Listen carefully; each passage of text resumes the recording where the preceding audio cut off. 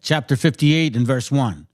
Cry aloud, spare not, lift up thy voice like a trumpet, and show my people their transgressions, and the house of Jacob their sins.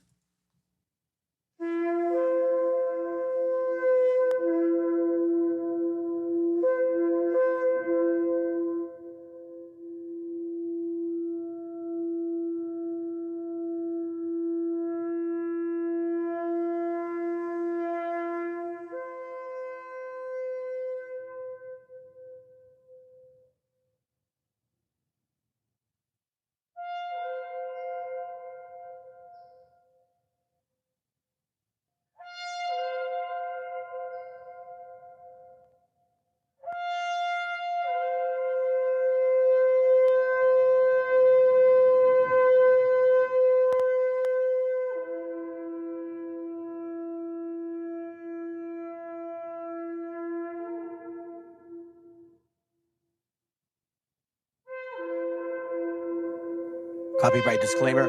This content does not belong to Bible Chronicles or claim this intellectual property. The content provided today has and always will belong to the content owner.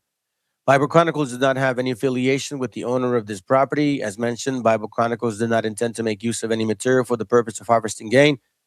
However, Title 17 of United States copyright law states material and use can only be done when it's for theological or general educational purposes, and thus Bible Chronicles believes that this principal material falls under fair use, which honors protection under Section 107 of the same U.S. copyright law.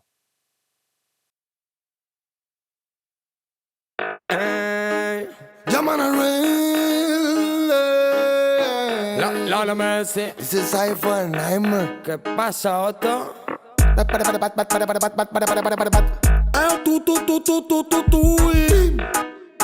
It's original. Yo, watch you know. I feel the girl them dancing a party smoker. Wine, wine, wine, wine. Give me the sense in your point, we won't take no coca. Wine, wine, wine, wine. First, my friend, lady palava. Wine, wine, wine, wine. Party turn up, shatter, dance, and soca. Wine, wine, wine, wine. Este juego salvaje que te pego. Aquí queremos fiestas sin maquillar el ego, si tan duro como el ego. Pacto sangriento de fuego, si rompe la palabra te maldecimos luego. Llega la masacre para el tipo de revista machista y para la mona que va de lista. Sonamos en la calle y prendemos cada pista. Cuca, gran can, ourón de mista. Baila como quiera, ya lo demás que le dé. Que todo fluya, Que solo es tuya, mi friend. Esta vida loca te dirá cómo saber a la bulla de los que quieran tu bien. Me encanta y buena será para todo aquel que quiera. Menos violencia temeraria para cualquiera. Brilla como una estrella en esta vida bella. Somos hermanos que borramos toda frontera. Rumba, suena la bomba que traemos los soldiers. Gimme, gimme, gimme, gimme some. Esta penumbra que está que tumba, solo modo hardcore. Bombs away, Hey, bombs away. Charma, pasa mal run. Smoking at the ear, beer with a bun. We no pop my lid that we no text no. Girl wine for me now, mulya no plow. But bitch they a but we no girl clown. Run quick forward, bunny straight show. Up in your belly say me can't take it out. Can't test way dark, better just slow. Batman no ronca. No es mis pies al camisa, sino al camisa escolta. Monta la bicicleta, monta. Tight pussy girl, straight from Colombia. Wine and jiggle sobre meu tota l'estona. Santifico el teu punani des de l'Ebre fins a Osona. Monument a Empúria Brava, monument a Barcelona. Fem sonar l'alarma antiincendis de la zona. Charma, passa'm el ron. Smoking at the ear, beer with a bun. We no pop my lid that we no text no. Girl wine for me, mulla I no flow. I feel the girl them dancing a party smoker. Wine, wine, wine, wine. Give me the sense in your point, we won't take no coca. Wine, wine, wine, wine. First my friend, lady palava. Wine, wine, wine, wine. Party turn up, shatter, dance, and soca. Wine, wine, wine, wine.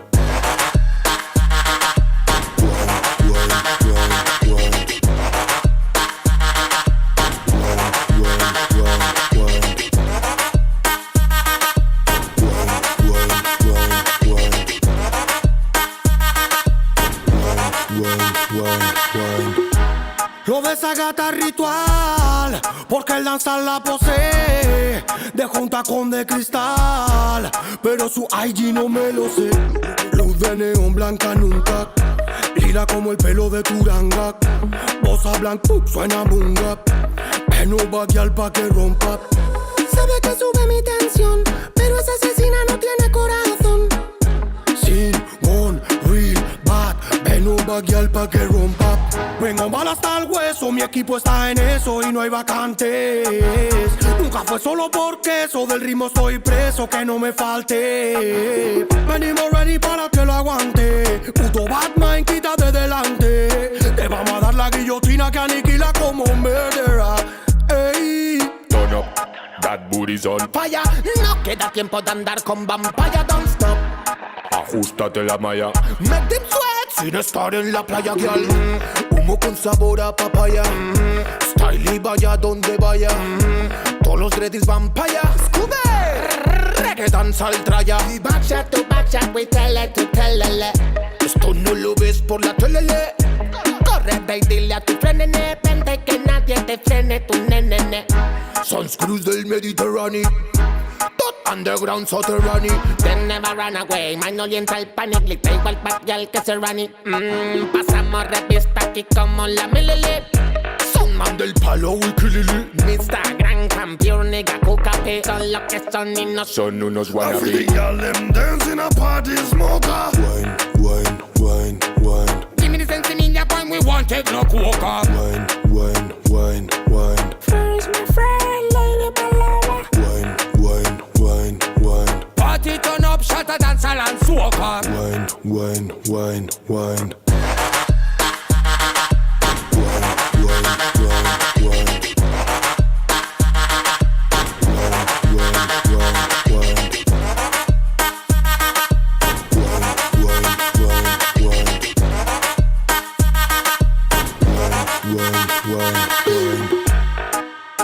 ¿Qué decir? Es puro flow underground, nigga. Check it out. Respect, nigga.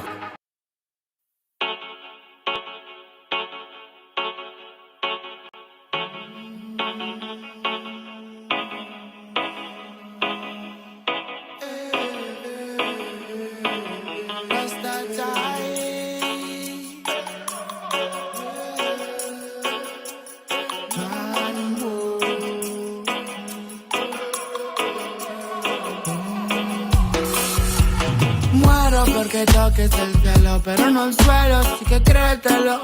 Quítate el velo velozmente, bro. Vívete tu sueño, pero despierta a la hora que toca.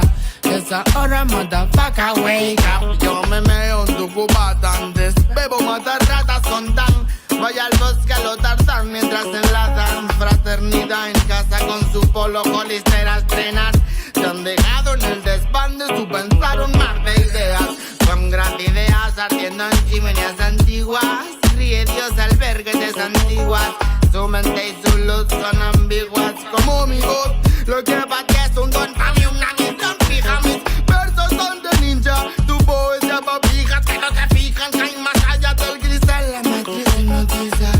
Mi energía os hace trizas. Yo en mi nave nodriza, comiendo pizza con piña, moldeo toroides, vórtices. Con mi mente arborescente, junto con Isis y Milos para crear Pegasos en nace, pero cánticos lemurianos me hacen sentir como en mi hogar la noche se avecina y se afilan colmillos de vampiras psíquicas.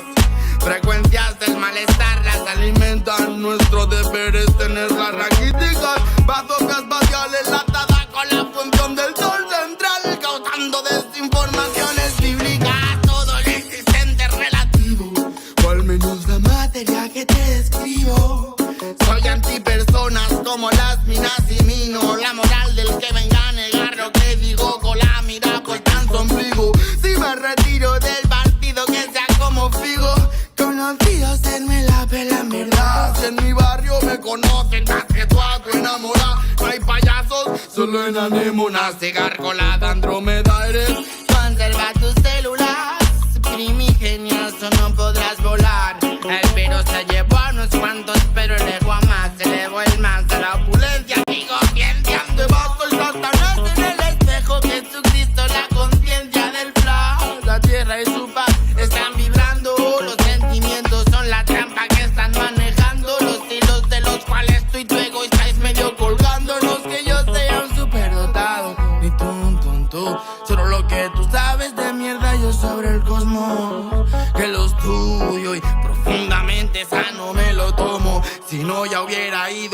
visitar al doctor porque no soy devoto, mucho menos un santo. Yo jamás puedo, pero dale. Que asalto cuando en verdad sé que tendría que sudarme todo la polla, pero pienso que hay que vivir por algo. Que en el letargo cure lo enfermo, sabor amargo, remedio eterno. Me pregunto a toda esa gente que le he hecho y canalizo desde el cielo un verbo al cielo, bro.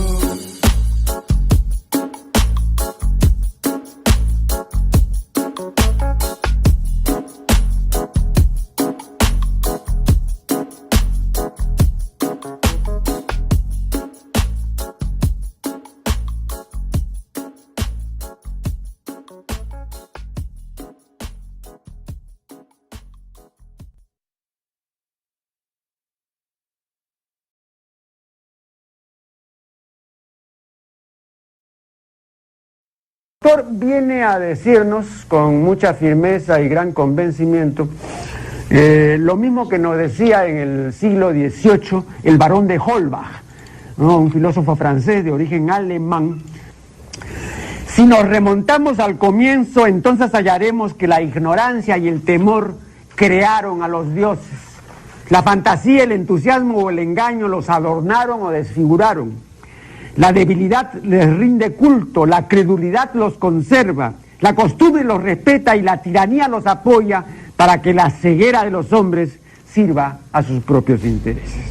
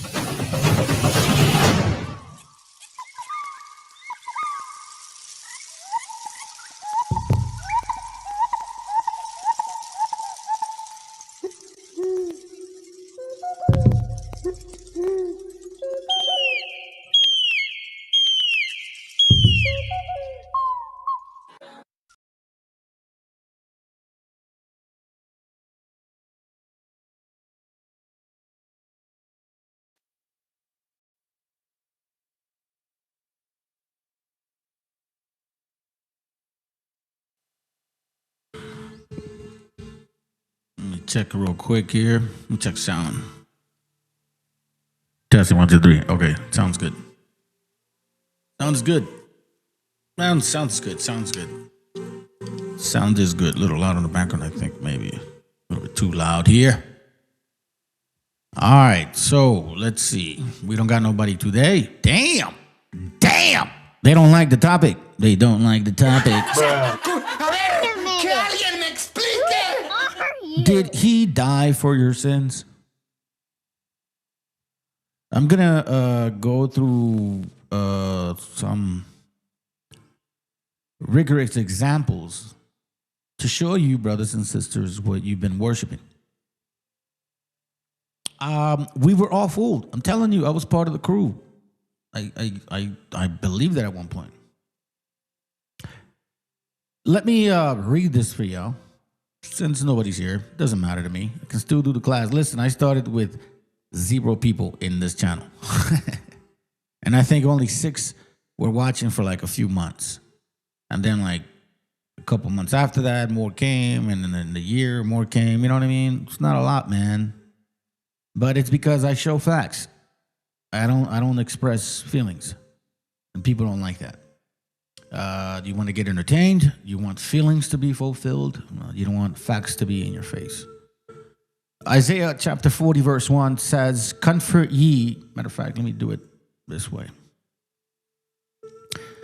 Isaiah 40 and 1 says, comfort my people, says our God. Comfort them. How do you comfort them? This is what we do. We show you history. We go into the scriptures. We actually, give you an idea as to why certain things are occurring and why, like, other nations have gone through a lot of these things, but why only your nation of people seems to match all of that stuff, all across the board. We don't have to make none of that shit up. Comfort my people, says our God. Comfort them. How? By showing you that you're in there as well. Your diet, your clothing, the way you pronounce certain words in some dialects that we still have here. The most obvious ones, Comfort my people. How do you do that? By giving them the heritage that they had, at once held. Encourage the people of Jerusalem. Tell them they have suffered long enough and their sins are now forgiven. What does that mean? Think about it for a moment. Okay? Like when you read these things, exactly what does that mean? Sins are forgiven. Which ones? The ones in Deuteronomy 28. As he had said, blessings for obedience, curses for disobedience. So all of this disobedience, all of this energy, so-called anger, was put upon us by our Creator. Our Creator. Some people call him Yahweh. Some people call him something else. I found the actual pronunciation, historical one, beyond what you guys have been saying. Yahweh, Yahweh. You can say Yahoo or Yahoo, right? But Yahweh is the proper way to pronounce it. Yahweh, because that's the wa that's in there all the time. Yahweh.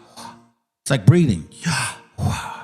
Yahweh. You can't even really say it, bro. It's like, that's why it's like the breath of life. You know what I mean? It's like the breath of life. That's the name of our Creator. So when he says coming back to, or at least, being forgiven of particular what? Tell them, Isaiah 40:2. We were in Deuteronomy 28. Encourage the people of Jerusalem. Tell them they have suffered long enough and their sins are now forgiven. Transgressions. I have punished them in full for all their sins. For a lot of people, that means a lot. For all of you that have been going through, substance abuse, isms of any kind, any sort, problems with family, not figuring out why the hell you can't get your life right. Like that's a lot of it, man. It's like the book of Job talks about the Most High allowing certain spirits to attack him. What do you think? Who do you think is going to do the damage? You think it's just going to be on its own now? He's going to use spirits and put it upon people as well. Then it says here, I have punished them in full for all their sins. A voice cries out. Now that right there is important because this is why what I'm going to show you today should tell you. Like all of these things weren't revealed before. They're being revealed now. Like there was, the truth is being revealed. No, it's not. It's not necessarily being revealed. I mean, it was in certain ways, but not necessarily the way it should be. Nobody told us that the history that they told us here in the North Americas was completely incorrect. They said white man came, enslaved everybody, and that's it. No, that's a fucking lie. White and black folks came. Jews came. Arabs came. All those motherfuckers came and completely decimated our people, enslaved them, demolished them, burned you at the stake with religion, with the image of who?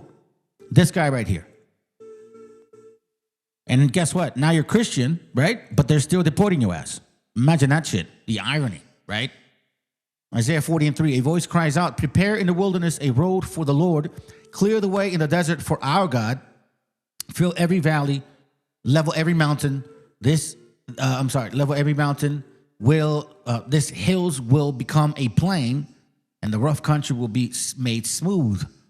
Then verse 5, then the glory of the Lord will be revealed and all the people will see it. And the Lord himself has promised this. Now, why is that important? Let me get out of here real quick, and then I'm going to come back to it, okay? There's a reason for it. Isaiah 40.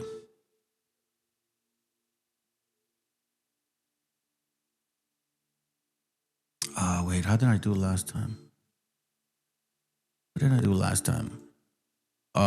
Sorry, fam. It's just that I was on this very page here. Oh, well, no, it's not here. Okay. It had some writings here on the bottom. Let me see. Will it be here? Here. Here.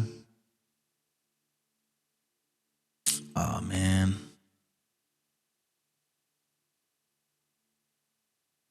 There was some comments made here on the bottom. I was going to show you. Here, as a matter of fact, let me do this. Let me close it up. And then let me play it again. And I'm going to show this video to you, man. Because you guys have to understand why these things are occurring to our people. We went pretty far before, but you know what I mean? You that have been following this channel, we're going to go further. We're gonna get rid of more idols that we've been facing. We got rid of the few that we thought were the only ones. Nah, you got to keep peeling that onion. You got to keep peeling that onion. Peeling. It's funny. I can't even say it right. And you got to keep going, bro. If you still have doubts and you're like, what the fuck, bro? Like, I don't know. That doesn't make any sense. Well, guess what? Because you got to search. Okay, I can't find that. It's okay. The whole point being of things being revealed, right? Now, why did we bring up Deuteronomy 28 regarding verse 2 here? Precepting it with Isaiah 40 and 2. Isaiah 40 and 2 says, Speak ye comfortably to Jerusalem and cry unto her, and her warfare is accomplished, that her iniquity is pardoned. Right? Deuteronomy 28. That iniquity right there. Because here the blessings for disobedience were blessings for obedience were here. Blessings for effing up were here. And you know what's the interesting is about these things about curses for messing up? Watch what it says. I want you to be mindful of what the hell this means. People came from another country, another world, another continent, with another language, with their religion, with their concept, with their fucking evil-ass, rapist, pedophilic way mentality, dirty as hell. We had to help them. That's the reality. They didn't civilize us.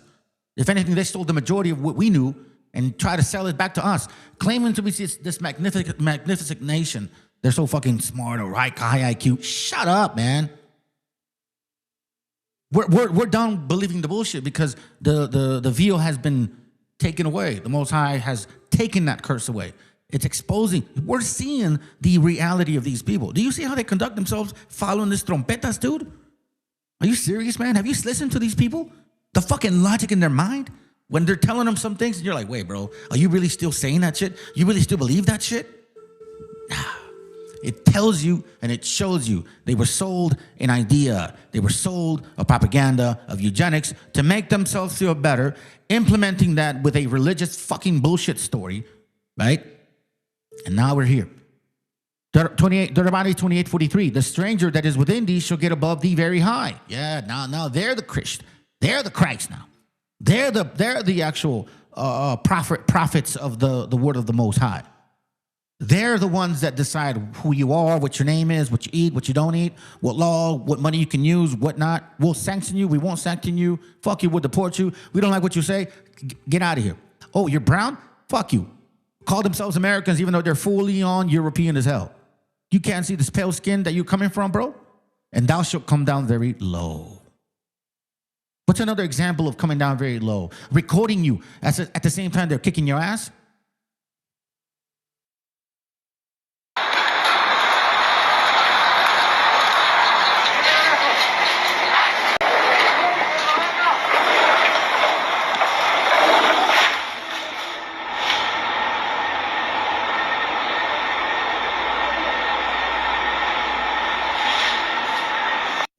They're white. We have to highlight this and emphasize this because I feel like in about 13.2 weeks, Latinos are going to change the story and claim it's black people. You saw that.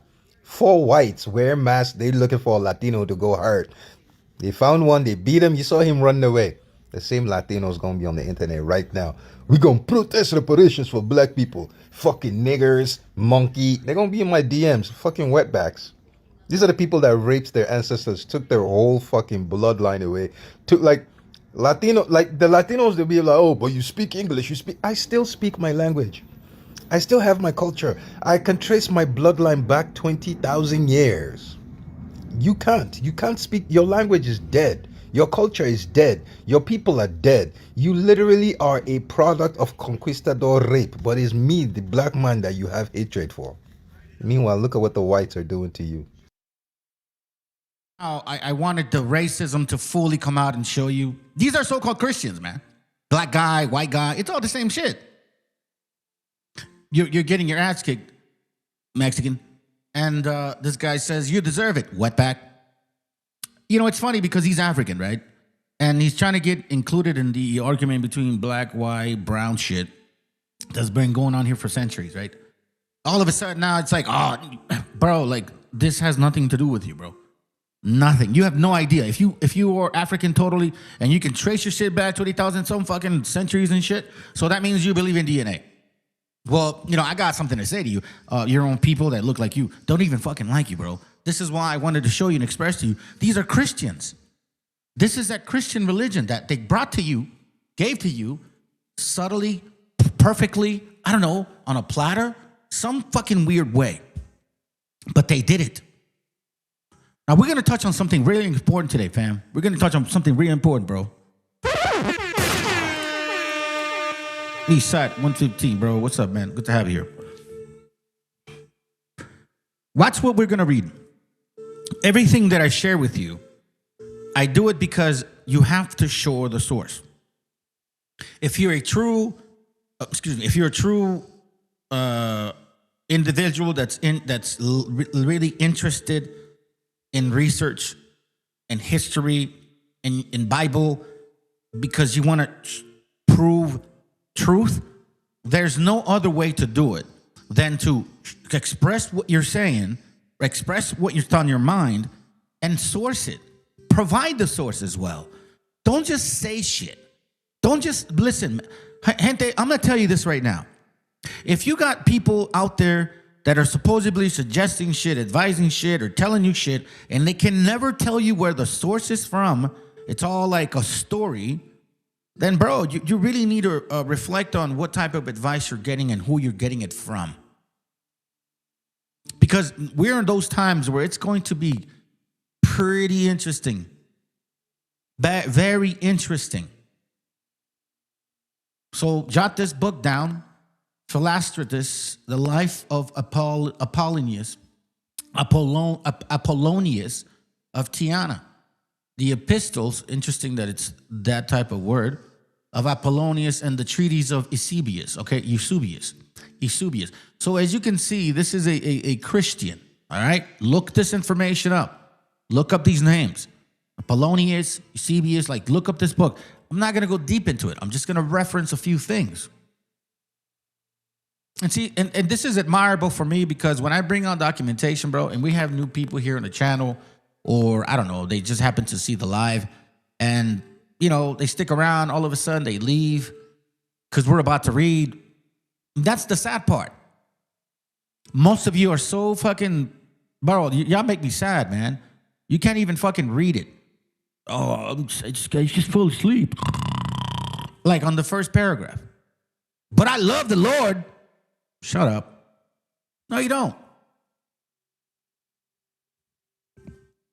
Let's listen to this real quick. I want to point some things out. Because this is the Jesus that they've been giving you. This is why I have this thumbnail here. It says that, did he die for your sins? Do you guys really believe that Jesus died for your sins? That would mean that he is the only, we'll just say right now for the sense of nouns, or, you know, yeah, nouns, deity, that he should be the only one that talks about that. We're going to find out that that's not the case. All right, so let me kind of go through this real quick. Here's just basically talking about the life of Apollonius and Tyana, you know, this thing, you know, blah, blah, blah, 1811, blah, blah, blah, this and that, whatever. Okay, here's where I want to get to. I don't want to read and distract you guys from certain important things. We'll start here. These memoirs have been composed by a disciple and companion of Apollonius named Damis, a native of the city of Nineveh, See, these words are going to matter to y'all. Whose style Philostratus says, like that of most Syrian Greeks, was heavy and wanting in polish. Besides these memoirs, Philostratus used for his work a history of the career of Apollonius of Ag, written by an admirer of name Maximus. All right, so this is like, we're talking about,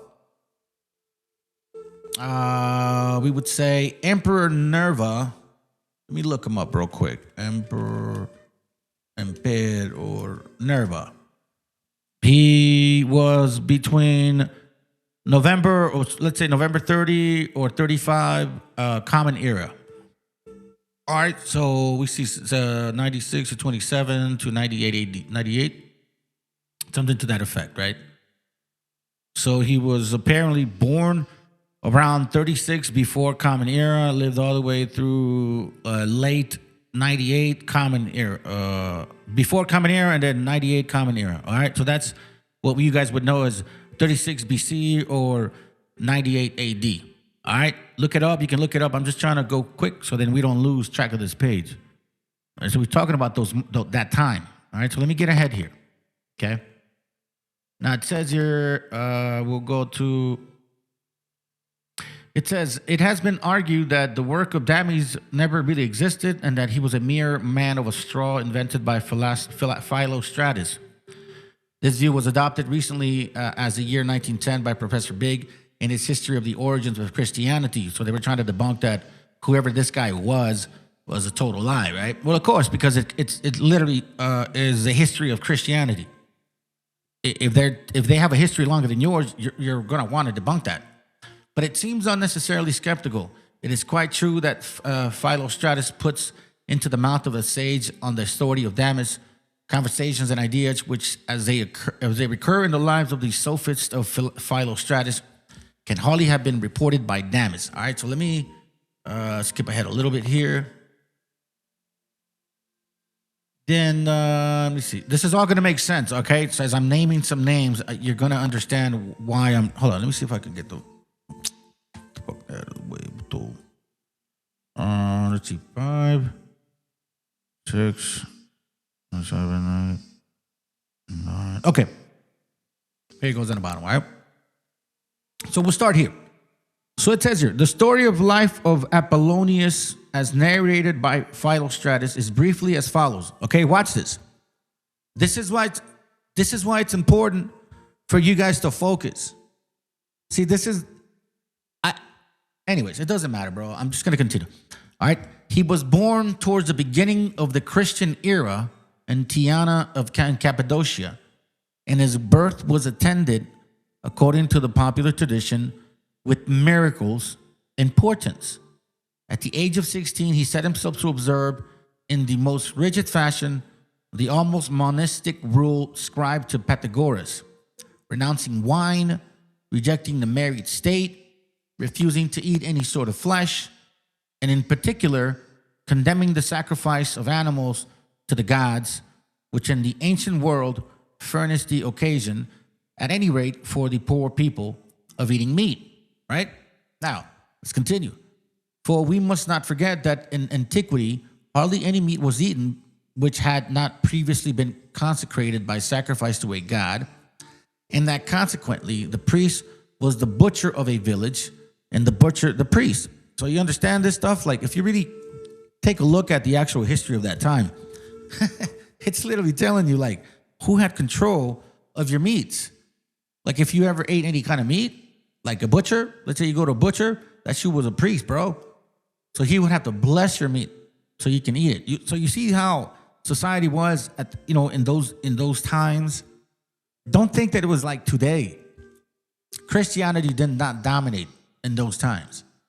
Then it says, like other votaries, votaries, I believe, of the Neo-Pythagorean philosophy or discipline, Apollonius went without shoes. So here's where it gets interesting, all right? Apollonius went without shoes or only wore shoes of bark. He allowed his hair to grow long and never let a razor touch his chin. And he took care to wear on his persons nothing but linen, for it was accounted by him as by Brahmins. Interesting. Brahmins.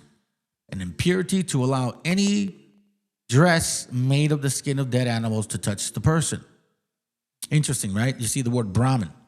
Like Abraham, right? Let me do it this way. It's not like you guys fucking care anyways. It says here, before long, he set himself up as a reformer and betaking himself to the town of Ag. He took up his abode in the temple of Esculapus, but I think it's Cluipius, I believe. That's what it is. Anyways, I'll read it as best as I can. Asclepius, where he rapidly acquired such a reputation for sanctity that sick people flocked to him, asking him to heal them. Where else have you heard that concept of somebody healing you? On attaining his majority, at the death of his father and mother, he gave up the greater part of his patrimony to his elder brother and what was left to his poor relations. He then set himself to spend 5 years in complete silence, traversing it would seem Asia Minor in all directions, but never opening his lips. The more than Trappist vow of silence which he thus enforced upon himself seems to have further enhanced his reputation for holiness. Really. And his mere appearance on the scene was enough to hush the noise of warring factions in the cities of Cilicia and Pamphylia. If we may believe his biographer, he professed to know all languages without ever having learned them, to know the inmost thoughts of men, to understand the language of birds and animals, to have the power of predicting the future. You understand this?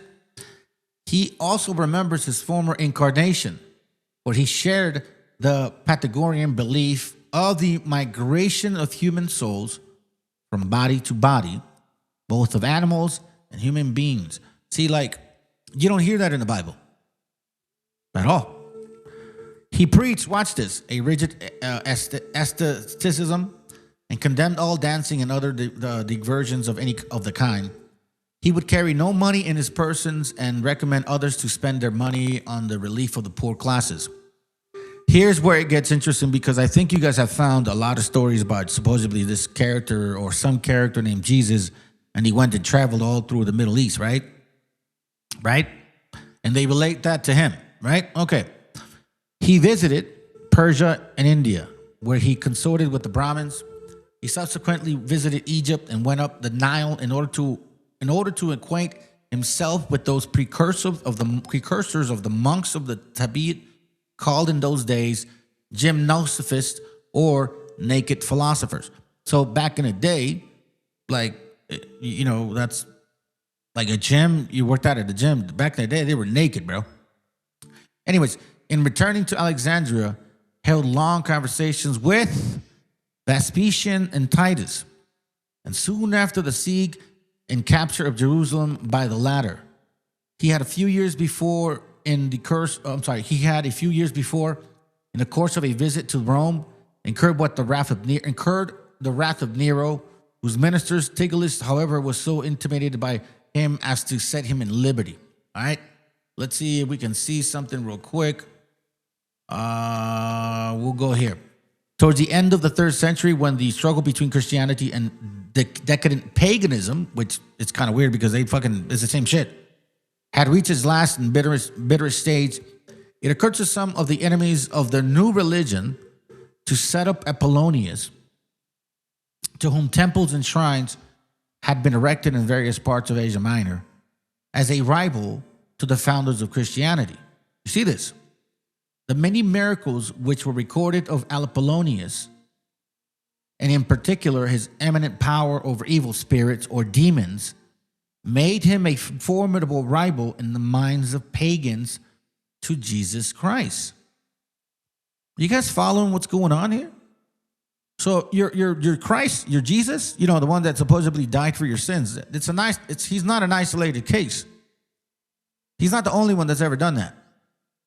And a certain Heraclius, who was a provincial governor under the Emperor Diocletian, wrote a book to show how the Apollonians had been as great as sage, as remarkable of a worker of miracles, and as potent of an exorcist as Jesus Christ. So look it up. And I know this guy, I believe, if I'm not mistaken. No, you know what? I'm not going to say that because I could be wrong. So let's continue. But look him up. I think this is important to actually touch. I'm only referencing this book to show you, because these names are going to show up later on. His work gave great offense to the missionaries of the Christian religion, and Eusebius, the Christian historian, wrote a treatise in answer in which he alleged that Apollonius were a mere charlatan, and if a magician at all, then one of very inferior powers. He also urges that if he had achieved any remarkable results, it was thanks to the evil spirits with whom he was in league. And does that sound any different than any other Christian fucking, rebuttal? Oh, it's because Satan was working with him. The interesting part is that, like, for real, at that time, these guys were both doing the same thing. Seriously. But he's not the only one. Now, you remember, keep in mind that I read this to you from the book of the Annals and History of Tacitus.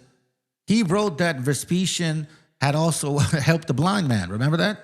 And helped the limb. But yet, in this particular person, we see here that he had actually visited, after returning to Alexandria, held conversations with who? Vespasian and Titus. So is there a possibility that Vespasian had Tacitus to write about supposedly he curing somebody, as the blind with the spittle? That's Vespasian's story. But here we see that this particular individual, who was supposedly really making miracles, was compared to this supposed Jesus Christ. He was a great offense to them. So that's why you have to understand, like, what was going on at that time. Like, what exactly were people dealing with? Then it says, Eusebius is careful, however, to point out that before Heraclius, no anti-Christian writer had thought about putting forward Apollonius as the rival and equal to Jesus of Nazareth.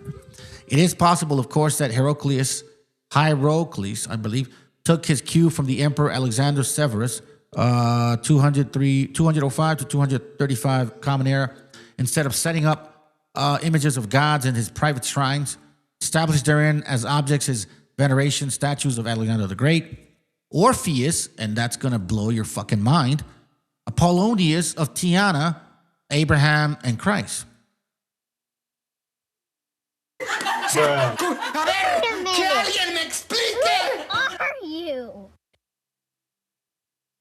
And here's where we pause in this book. Orpheus. Lo and behold, I was like, who the hell is that? Like, you put an M in front of it, it's Morpheus, like the Matrix, right? But then you take off the ORP and it's Heus. Anyways, you know me, man. You start reading more and kind of start breaking shit up.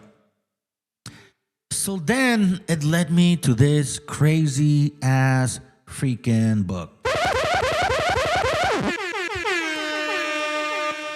This is, I kid you not, okay? I take notes for these things. I put them on my whatever. I keep reading whatever when I have time, whatever, all of a sudden, my wife is watching this like ancient America shit, not ancient America, like ancient history stuff, supposedly. And I happen to walk in a part where it's just like a series and it keeps going and they're bringing up supposedly something regarding Nazis, and that in one part they were talking about a sword and a stone, and then the second part was this Orpheus talisman that the Nazis supposedly had, right? So this Orpheus, talisman was basically that right there. This picture right here that you see, okay? And it freaking blew my mind. So it's like, Orpheus talisman, what the hell are you talking about, bro? Like, and then it brought me to this stuff right here. So you see, like, these imageries right here. You see these imageries right here. Hold on. Hey, what up, bro? Good to have you here, man. Excellent. Yahweh blessings. Excellent. Share about the actual. Yeah, man, you have to. You have to, like, that's what I was saying earlier. Like, if you want to show stuff, you can't just say it. You gotta share the source. You really gotta do it, man. Especially if you're talking about Bible, history, and who we are. You know? So anyways, right now we're debunking this whole bullshit New Testament bullshit story. The Dionysus God that you guys worship on a cross. That is all what this is. So we see here this thing called Orpheus, right? And it's Greco. But it's like an image of somebody on a cross. See? Right? And I didn't know until I saw this. This is by Timothy Freak and Peter Gandy. The Jesus Mysteries. Was the original Jesus a pagan god? Like, I've shared enough documentation here to freaking show that, yeah, for sure, without a doubt. Okay? We already know that. Then it says, let me just get into it real quick. Because let me just go here real quick. Watch, this is crazy, man. You're going to start actually seeing certain things here. And I'm going to read this book with y'all later on because I got it earlier today, so I got to read some stuff, you know what I mean? So I'll share those with you because I got other stuff to share. It says here, chapter 1, the unthinkable thought. It says, Jesus said, it is to those who are worthy of my mysteries that I tell my mysteries, right? So it's like the Gospels of Thomas. Supposedly that's what Jesus said. Watch what it says here. On the side where the Vatican... Here, let me see if I can magnify it just a little bit. On the side where the Vatican now stands, on the side where the Vatican now stands, there once stood a pagan temple. Damn right. Fucking shit. Damn right there stood a pagan temple. Here, pagan priest, which, by the way, Augustus was the first emperor to start being named pontifex, okay, which meant high priest. You guys are like, the Pope? No, they started being pontifex popes after the Christian religion. No, they were pontifex before, and they were the high priest of that religion. And this was their religion. A combination of Dionysus, a combination of Orpheus, a combination of Isus, Krishna, a combination of Zoroastrianism, combination of Judaism, combination of, like, specifically more directly, Egyptian mythology. And then blend that with some of their fucking Romanistic Edomite ways. On the side, it says, here pagan priests observed sacred ceremonies which early Christians found so disturbing that they tried to erase all evidence of them ever having been practiced. What were these shocking pagan riots? So you would think like, oh God, some gruesome shit, you know, like it says, gruesome sacrifices or obscene orgies perhaps. This is what we have been led to believe. I want you to understand what the fuck he's just said. We have been led to believe a lot of bullshit. So a lot of you young adults, and I say that respectfully, agarra los huevos, güey. And whatever faith you had towards this Jesus, bro, let it go. It's okay. They lied to us. They lied to me too. I'm not just saying this out of no, like, I didn't just like, I hate, no, bro. I'm telling you, I grew up with this stuff. I was a monaguillo in church, bro. You know what I mean? So this should not be difficult. This is really what occurred. This is what we've been led to believe. But the truth is far stranger than this fiction. This is what it's like. Nah, there's no way, bro. I don't believe it. There's no way. No, hell no. That's why as I was reading Paul and sharing with you guys where he was referencing Plato and Socrates and Seneca and who else? I think Pythagoras as well. I was just laughing, man. I was like, you fucking asshole. Because I really like the New Testament. Like, I study this shit. So when I'm reading Plato using his words, I'm like, that sounds like fucking Paul, bro. And guess what? Bam. That's exactly why you can't reference precept Paul's scriptures nowhere. You can't reference Paul's like comments from the Gospels because supposedly Jesus taught him, nor can you precept him to the old. You can't precept anything that Paul says in the Gospels for the most part, nor can you precept it in the old. I just want to clear that up. That's what I tried to say. Let's begin. Let's continue. I'm sorry. Where today the gathering faithful revered their Lord Jesus. Where today the gathered faithful revered their Lord Jesus Christ, the ancients worshipped another God-man who, like Jesus, had been miraculously born on the 25th of December before 3 shepherds. You understand what that means? Now, look, every Christmas Christian that I've ever questioned, no matter what, this channel or live, like I ask them, where does it say that you can celebrate Christmas in the Bible? Where? Show me where. Nowhere. But since they apply that faith by law upon you, or that religious practice by law upon you, then they're telling you who they really worship. You just don't want to admit it. They're basically saying it. Yeah, here's a hint. Hello, you can't find December 25th anywhere in the Bible. So who do you think we're worshiping, stupid? Who do you think we're worshiping, stupid? That's what they're saying to y'all now. In this ancient sanctuary, pagan congregations once glorified a pagan redeemer who, like Jesus, was said to have ascended to heaven. You see? That's why when you read the verse, like, matter of fact, let's do it. Let's do it. This one right here. All right, let's do it. Let's show you. Show you, man, because you guys need to fucking understand this shit. That's why, like, we're over this whole, like, well, in the Old Testament, it doesn't say that.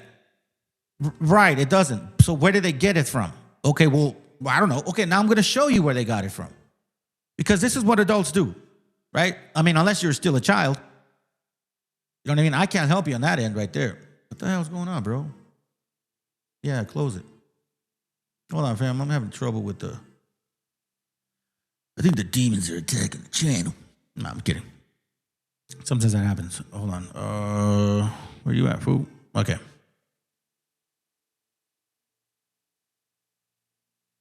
Hold on. Give me a moment here. So we're going to go to... Let's go to Matthew. Matter of fact, I think it's in John. John right here. Was it John 4? No, John 3. John 2. Hold on a second. Give me a moment.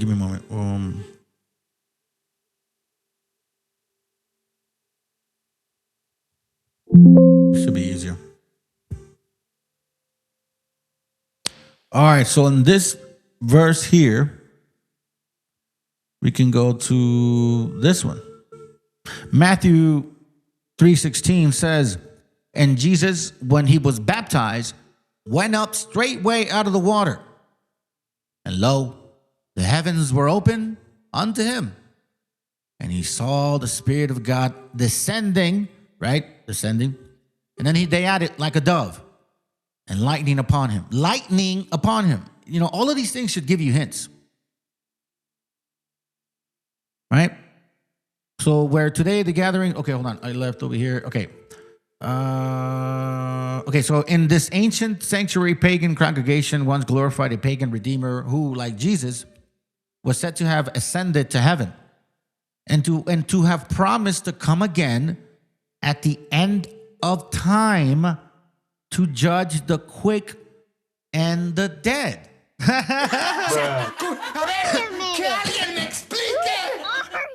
No se agüiten, güeyes. We all got fooled, bro.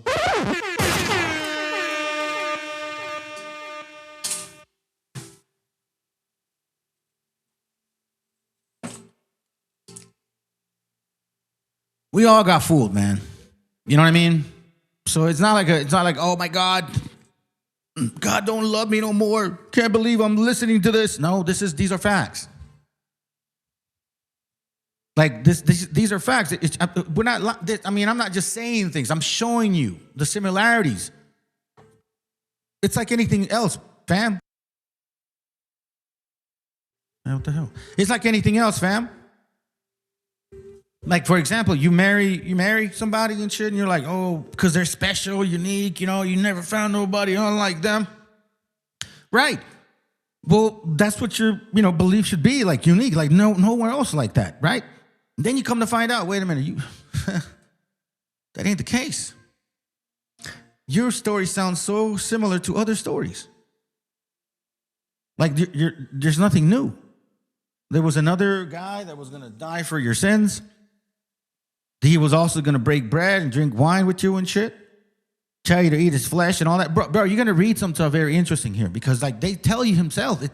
When you start reflecting on the stuff that you were taught as a Christmas Christian, loving the New Testament, believing that, not only believing that Jesus is his son, but believing that he is God. Bro, that's even worse. Fuck, man. I feel bad for you guys. I know how, I guess I can imagine how difficult it will be because I never prayed to him. But you brothers or sisters that were actually praying to him, yeah, that could be fucking scary. Well, now repent. It's that simple. Like literally, once you know, you know. That's it. Move on. Once you gathered enough information, as an adult, you should be able to just logically put these things together, man. It shouldn't be a fucking brainiac. You know, I guess it took somebody dumb like me to figure it out, right? In this ancient sanctuary, pagan congregations once glorified a pagan redeemer who, like Jesus, was said to have ascended to heaven and have promised to come again in the end of time to judge the quick and the dead. On the same spot where the Pope celebrates the Catholic Mass, pagan priests also celebrated a symbolic meal of bread and wine in memory of their Savior, who, just like Jesus, had declared, listen, he who will not eat of my body and drink of my blood, so that he will be made one with me and I with him, the same shall not know salvation. So this is what this Savior said. We're going to click on number 2 to give us the reference. What? What you mean it ain't selected, fool? It is selected. I know exactly. I purchased this damn book, dude. You're tripping. All right, hold on. Okay, annoys me. Let me take a picture of it. My mom. Hold on, family. I'm very particular about stuff like that. I don't like that. You're crazy. You're Stuz Loco. Stuz Loco, dude. Stuz Loco, dude. All right, so let me take a picture of it. All right, so I don't know why I'm having that problem here. I'm not going to waste my time trying to figure it out why. So I'm just going to show you. Okay? Just going to show you. Because what we do on this channel, we provide everything. We don't bullshit. We don't lie. We give you facts, not fictions or feelings. All right? So here, there's the reference of number 2. Okay? It says, Christian tradition, Jesus died on March 25th, the same day that the resurrection of Addis was officially celebrated at Rome. However, another ancient Christian tradition, reported by the church father Lactantius, placed the death of Christ on March 23rd and his resurrection on March 25th, which coincides exactly with the death and resurrection of Addis. You understand what that means? And the Anthrosteria, the spring festival of the mysteries of Dionysus, was another 3-day festival, of which one modern authority comments a certain similarity with the sequence of Good Friday and Easter cannot be overlooked. These are facts. So you want to go ahead and eat his blood? Eat his blood. Here, let's go see that. Like, blood. Let's go eat his blood, bro. Let me see, break bread. I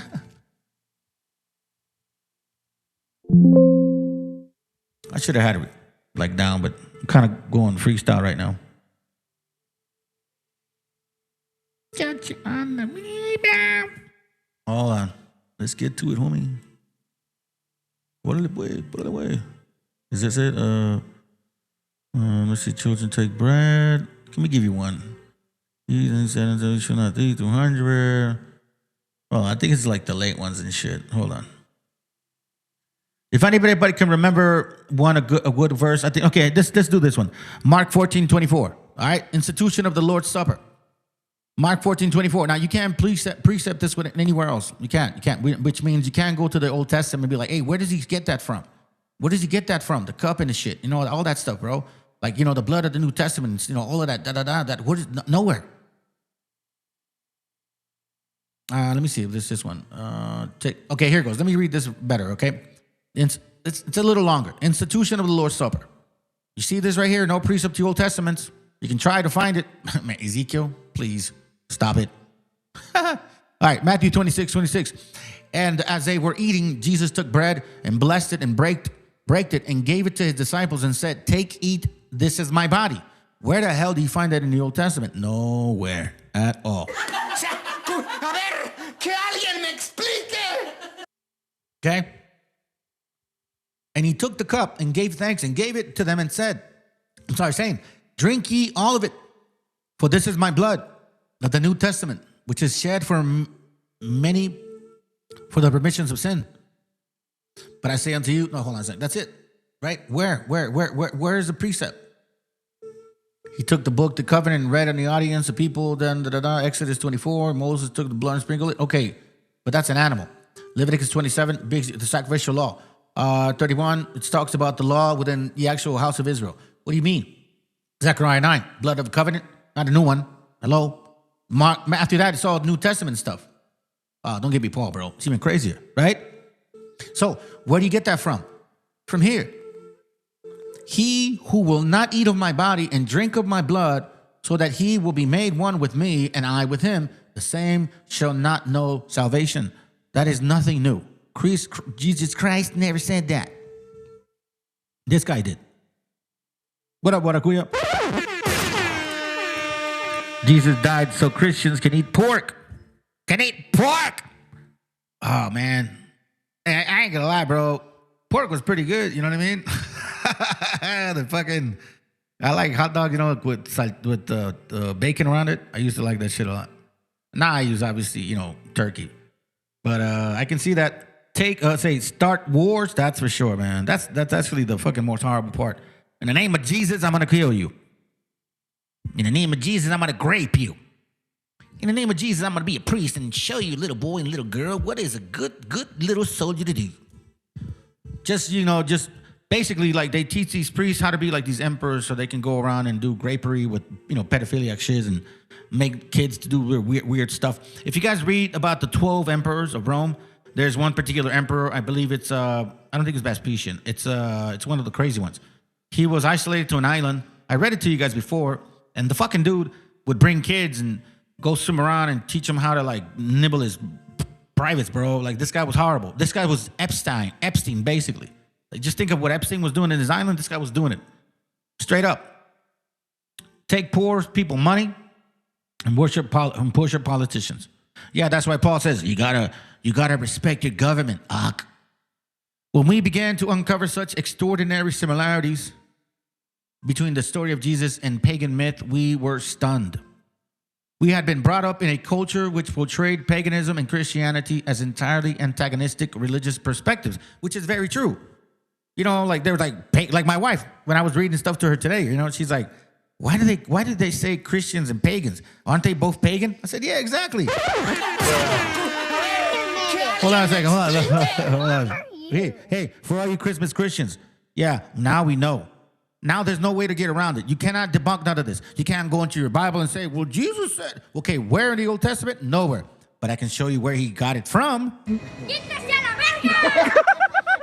No more we falling for this. That's why I'm telling you, family, in order for you to get over these curses, and I'm being sincere about this, you got to rip that fucking New Testament out of your mind.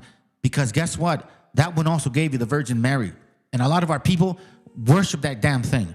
Every year, December 12th, they go on their knees for like miles and fucking crawl, asking this thing to forgive them for their sins. Where's the power of Jesus in that? But the Catholic Church and Christians don't give a shit. Like, oh, whatever. We don't practice that. It's like my mom says, well, I don't worship her. Well, you're worshiping Jesus. Because she prays to him, worships him. She thinks he's God.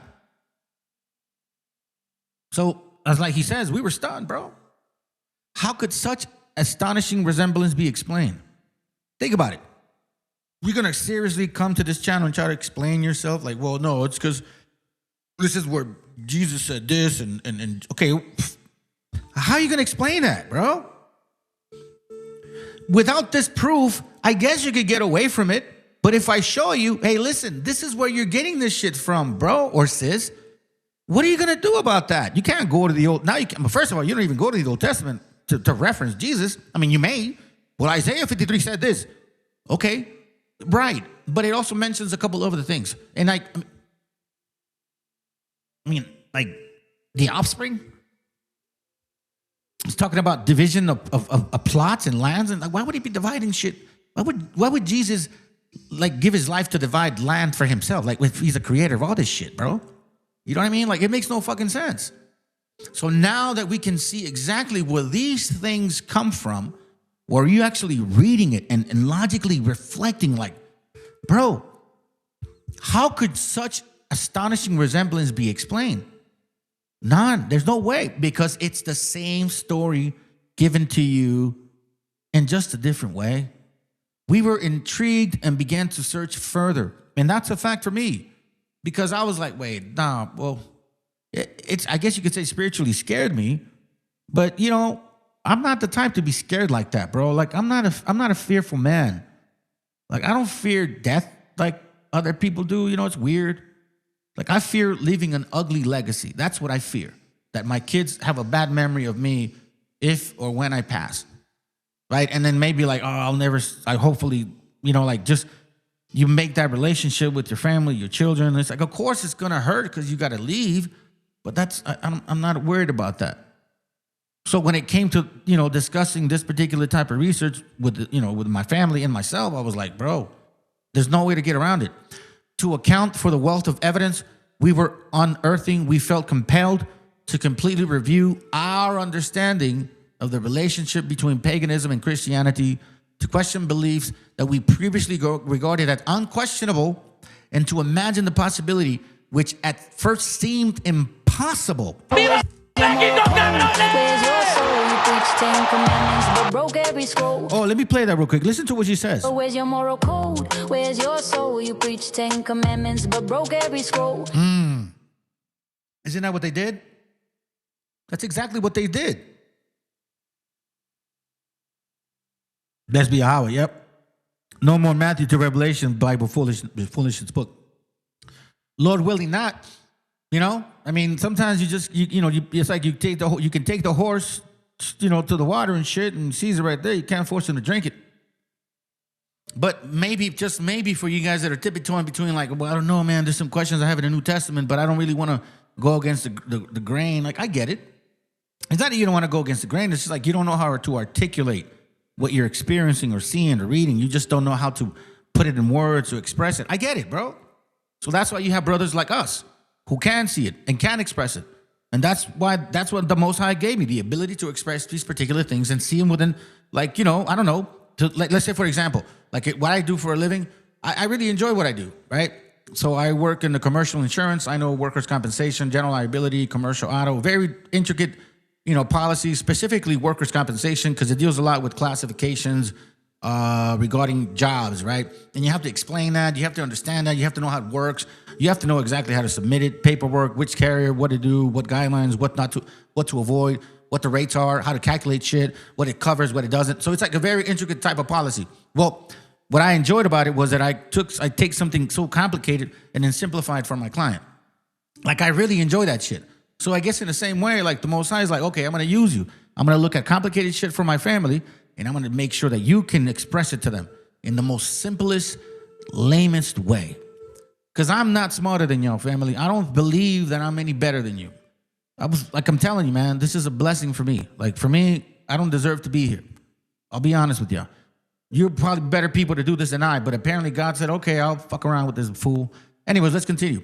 For some readers will find our conclusion shocking and others heretical, but for us, they are merely the simplest and most obvious way of accounting for evidence we have amassed. We have become convinced that the story of Jesus is not the biography. Listen to this real quick, okay? Listen, let me pause you off for a moment here real quick. Wait a minute. Who are you? Listen to this. We have become, as well as I, and this is something I shared with my wife and my family, I have become convinced that the story of Jesus is not the biography of a historical Messiah, but a myth. A myth based on perennial pagan stories. Christianity was not a new and unique revelation, but actually a Jewish adaptation of the ancient pagan mysteries religion. Pagan mystery religion. Pagan mystery religion. Why do you think I brought a lot of information out about Freemasonry? That was our creator, right? That was our creator saying, I need you to put that out.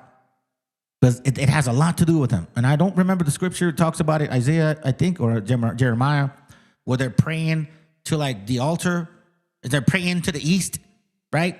Like they're facing, like they're actually, like they're back toward Jerusalem. I don't remember that verse. But it has to do with this particular type of practicing mysteries and shit. Mystery religions. This is what we call the Jesus mystery thesis. It may sound far-fetched at first, just as it did initially to us. There is, after all, a great deal of substantiated nonsense written about the real Jesus, like substantiated nonsense, because that's what it's been about. Everybody writes about Jesus. All these religions, creating all these, I don't know, beliefs and concepts and shit. Now they can fucking talk in Hebrew tongue. Bro, stop it. So any revolutionary theory should be approached with a healthy dose of skepticism. True. But although this book makes extraordinary claims, it is not just in entertaining fantasy or sensation or speculation. It is firmly based upon the available historical sources and the latest scholarly research. While we hope to have made it accessible to the general reader, we have also included copious notes giving sources, references in greater detail for those who wish to analyze our arguments more thoroughly. You see what I mean? Although still radically and challenging today, many of the ideas we explore were actually far from new. Watch this real quick, okay? As long ago as the Renaissance. This is why I'm telling you, this Renaissance is a rebirth for them, a rebirth for Edom, for Esau. They needed this rebirth. They wanted to recreate themselves, create this whole religious concept, scientific concept, eugenics concept, then made us believe, supposedly, that they were a superior race, stole our information, and then threw it back at us and said, yeah, we are those people. Watch exactly what they are. As long ago as the Renaissance, mystic and scholars saw the origins of Christianity in the ancient Egyptian religion.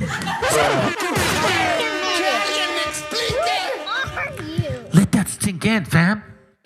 Let that sink in. As long ago as the Renaissance, after 1492, when these fuckers showed up, mystics and scholars saw the origins of Christianity in the ancient Egyptian religion. Visionary scholars at the turn of the 19th century also made comparable conjunctures to our own. In recent decades, you see what I'm saying though? Hold on, let me pause there. Do you guys understand what I just read to you? So when they showed up, the religion Christian concept that you have today was not the same one at all. It's always been cosmic. It's always been philosophical, right? Moral standards, they say, never real. This is what they gave us. They gave us their gods, these European fucking idiots. Remade, remarketed, like what they normally are good at, you know? This is the way the gringo is. They'll steal your shit, remarket it, and claim it like they created it.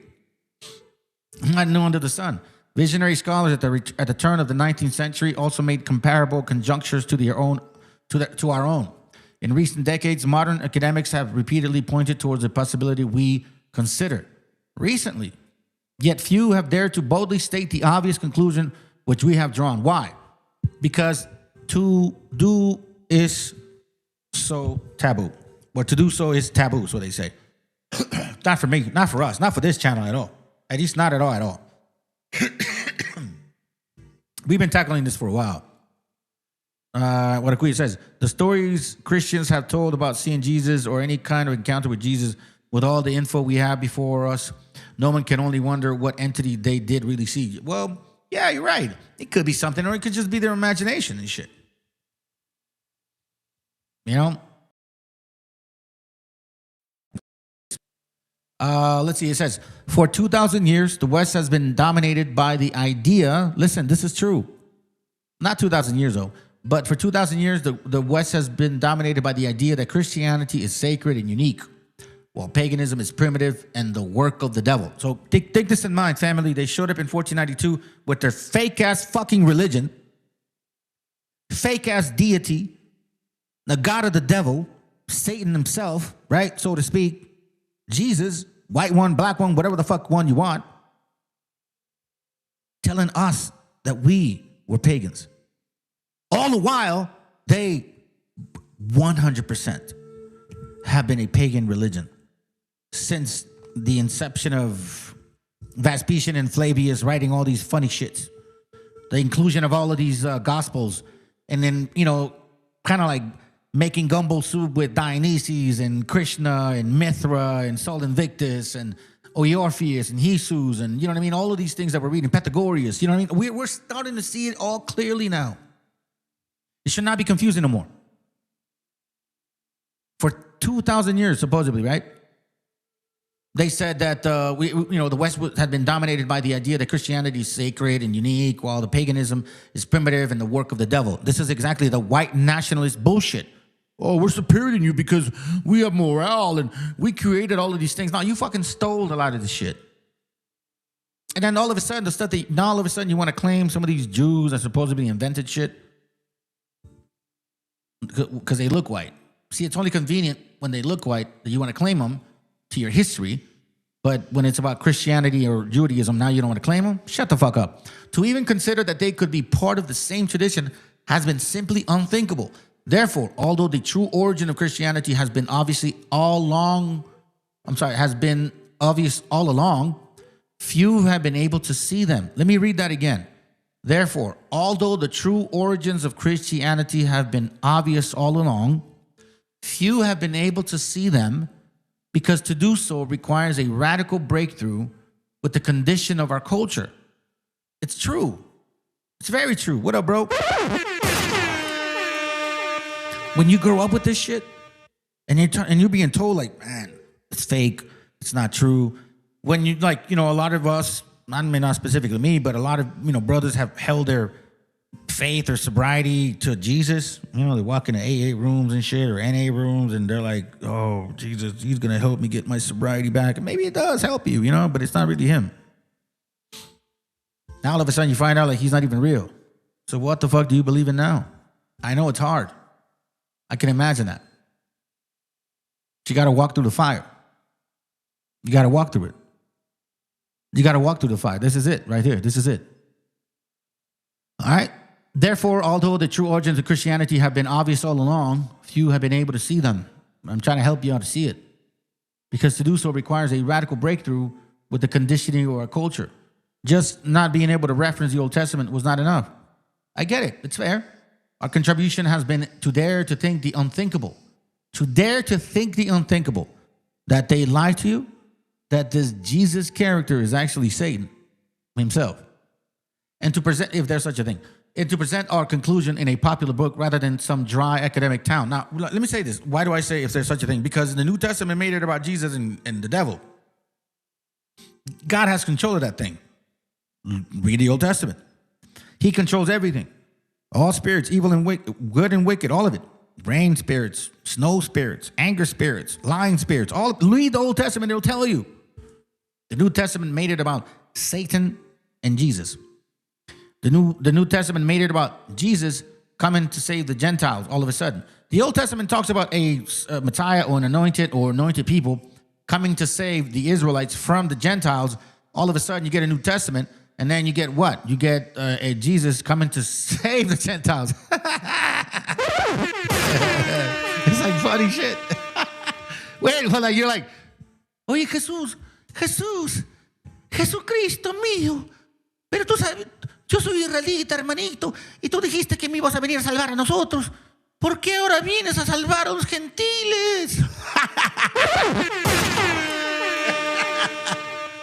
That's what Christianity gave y'all. Seriously. I know, you know, you probably think it's you know, I'm not a funny guy, man, but I just find humor in that shit. It's just funny to me. It says, this is certainly not the last words on this complex subject, but we hope it may be a significant call for a complete reprisal of the origins of Christianity. Watch this real quick. We're going to read a couple more pages, and we got about an hour. Okay, we go. Okay. It says your pagan mysteries. In Greek tragedies, the chorus reveals the fate of the protagonist, before the play begins. So, like, before the play begins, you got a song. That's why those, like, you see those Roman songs, whatever song, Greco songs, and Latin songs and shit. They're telling a story. So they sang before the play began, just kind of giving you a synopsis of what's going on, right? And it says, sometimes it is easier to understand the journey if one is already aware of the destination and the terrain to be covered. Before diving deeper in detail, therefore, we would like to retrace our process of discovery and to provide a brief overview of the book, right? It says, we shared an obsession with world mysticism all our lives, which recently led us to explore spirituality in ancient worlds, right? So he's talking about how it got him to this particular point to find all these particular things. All right. So it says, it talks about we were familiar with the various Greek myths, which show the partisans and capricious natures of the Olympian gods and goddesses. All in all, paganism seemed primitive and fundamentally alien. After many years of study, however, our understanding had been transformed. You see that? So it's like they're saying, like, we started finding, like, these mystery religions in these other things. It's like, for example, you see here philosophers of ancient worlds were the spiritual masters of inner mysteries. They were the mystics and miracle workers, more compatible to Hindu gurus than Gnostic academics. The Greek god philosopher Pythagoras, for example, is remembered today for his mathematical theorem, but few people picture him as he actually was, a flamboyant sage who was believed to be able to miraculously steal the winds and raise the dead. So we see this, the actual, mysteries, right? At the heart of the mysteries were myths concerning a dying and resurrecting Godma. You see that? At the heart of the mysteries were myths concerning a dying and resurrecting God-man. Hey, what up, sis? Good to have you here. I've seen you. I think you posted something on one of the videos. Good to have you here. Welcome. What is the name of the book? It's called The Jesus Mysteries. You see it on top? The Jesus Mysteries. Was the original Jesus a pagan god? The other one I shared with you, in case you missed it, was this one. This is called, let me go back. Because you have to, again, it's if you're interested, yeah, I'll provide all the sources. Philostratus, The Life of Apollonius of Tyana, The Epistles of Apollonius, and the Treatise of Eusebius. If you really like history, you'll find out and look him up to get an idea of who that guy is. This is in 2 volumes. This is volume 1. And it basically talks about this Pythagoras character, and it goes around, curing everybody and shit. Like, look, let me see if I can find one real quick. I'll show you, so you guys can see. You guys can see. Hold on. Let's go to page 317. Yeah, I'm glad you reminded me. I'm glad you asked that question because it brought me back to what I wanted to share with y'all. Hold on. 317. Okay, 317. 324. 317. All right, check this out. So in one page, it's in English, and the other page, it's in Greek, okay? These are men of that time, the early era, before or after this so-called Jesus. They call it BC or before Christ, or AD after Christ or after death, or before Common Era or after or Common Era, meaning after that, right? It says here, this is regarding this particular man. There also arrived a man who was lame, already 30 years of age, was a keen hunter of lions, but a lion had sprung upon him and dislocated his hip so that he limped with one leg. However, when they massaged with their hands his hip, the youth immediately recovered his upright gait. And another man had an eye put out, and he went away having recovered both sights of both of them. Right? Yet another man had his hand paralyzed, but left their presence in full possession of the limbs. And a certain woman has suffered a labor already 7 times but was healed in the following way through the intercession of her husband. You see this? A woman, and a certain woman was suffered in labor already 7 times. She had, remember that story about problems with the blood? Right? Hey, what up, sis? Good to have you. Remember that about problems with the blood? And then God's like saying, Jesus is like, oh, don't worry, your wife is saved, some shit like that. It's the same story. And a certain woman had suffered in labor already 7 times, but was healed in the following way through the intercession of her husband. So this character, told her husband, hey, she's good to go. Same way that you hear the New Testament. Again, you got to show them where these stories come from. You got to show them. He bade the man, whenever his wife should be about to bring forth her next child, to enter her chamber carrying in the bosom and the live hair. Then he was to walk out once. So he's like telling him what he needs to do and shit. Like, it's crazy, right? He used to get a rabbit and walk around her and shit. For that wound would be expelled together with the fetus unless the hair was at once driven out. That's supposedly how they cured. Let's see. Yes, it will be died. Is this it? Your children married. They were baptized in wine. One is died wine. You should have another boy. I perceive you have 6 days to care for it. No, this is not it. No, hold on. Let me see what other page. I wanted to show you guys something. But you know what? It's all good. Anyways, that's the other book that I'm sharing with you guys. Sis. Okay, just thought I'd take a real quick left turn. So back to this. Jesus' mysteries. The Jesus Mysteries. Page, it's a different app, so it says 133. I don't know what it is in the real book. It says that the Greek philosopher Pythagoras, for example, is remembered today for his mathematical theorems, but few people picture him as he actually was, flamboyant sage who was believed to be able to miraculously steal the winds and raise the dead. At the heart of the mysteries were the myths concerning a dying and resurrecting God-man who was known by many different names. In Egypt, he was Osiris.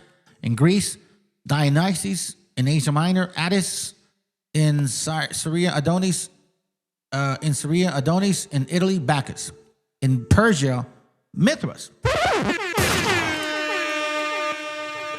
Fundamentally, all these godmen are the same mythical being, as was the practice for some from an early time as the 3rd century before Common Era, right? Before, quote unquote, Jesus was born, supposedly. In this book, we will use the combined name Osiris Dionysus to denote his universal and composite nature, and his particular name when referring to a specific mystery tradition. A specific mystery tradition. What would that be? Huh? I wonder which one would be that one. Let me show you one, I think. Hey, don't read that. Nah. Watch this real quick. The more we study the various versions of the myths of Osiris Dionysus, the more it became obvious that the story of Jesus had all the characteristics of this prenatal tale.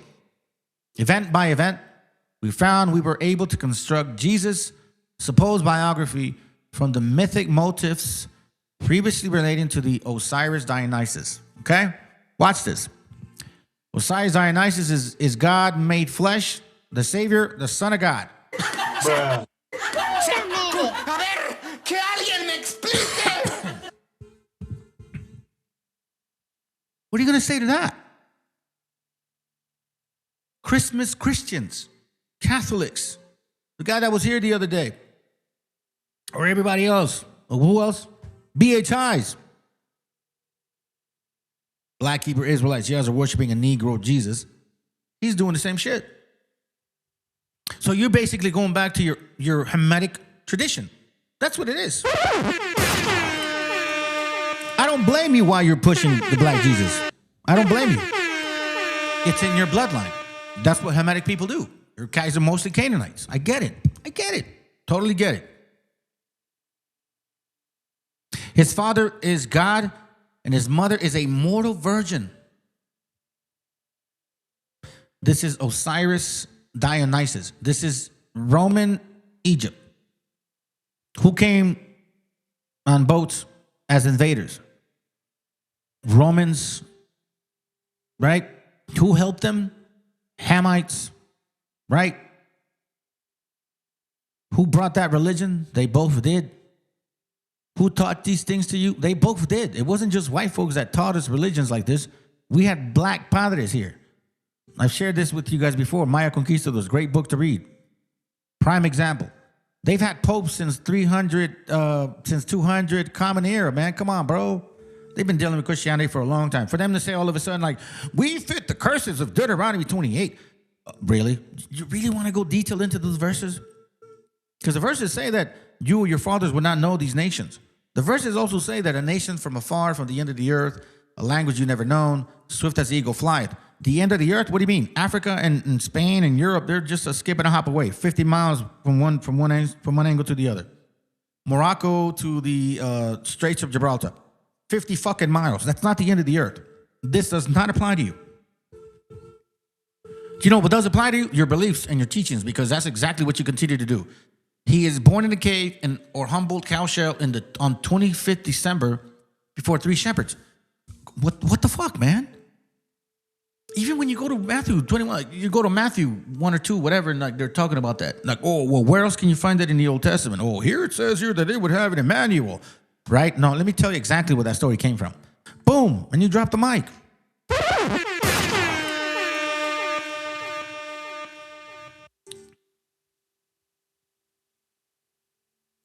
He miraculously turned water into wine at a marriage ceremony. That's very Mithraic. Water was the low state of man. Wine was the high level of a lion. Believe that. The concept of, the whole bride and groom came from them too. He rides triumphant into town on a donkey while people wave palm leaves to honor him. He dies at Eastern time as sacrifice for the sins of the world. Shit!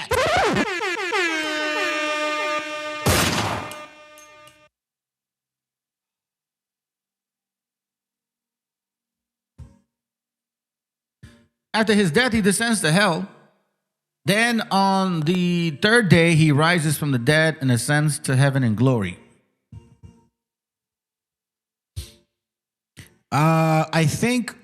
I don't know, sis.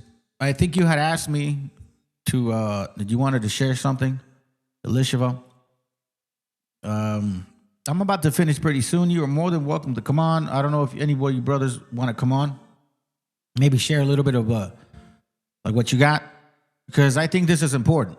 I don't know if you want to come on, Angel. You're welcome to as well. Warakuya, you're welcome to. It says here, his followers await his return as the judging during the last days. If I didn't mention the Osiris or Dionysus and shit, and I was at church talking about this, you guys would be like, oh, that's Jesus. His death and resurrection are celebrated by a ritual meal of bread and wine, which symbolizes his body and blood. These are just some of the motives shared between the tales of Osiris, Dionysus, and the biography of Jesus. Why are these remarkable similarities not common knowledge? Because as we were to discover later, the early church, the Roman church, did everything in their power to prevent us preserving them, to prevent us perceiving them. It's systematically destroyed pagan sacred literature in a brutal program of eradicating the mysteries. As a task, it performed so completely that today paganism is regarded as a dead religion. Now you know why they came here and destroyed our shit. It reminded them everything that had nothing to do with that book, the New Testament. They knew that. You guys need to really understand what we're reading right now. You've been lied to for centuries by many people. Now it's time for you to decide if you want to continue being lied to. Do you want to just shut your eyes and just be like, fuck it? Kind of like the Matrix. Put me back in the Matrix. I mean, I miss tasting that fucking, what is that called? I miss tasting that steak, man, that delicious steak. that steak, bro. Hold on, I'll show you real quick. Hold on, real quick. Just so you can get an idea.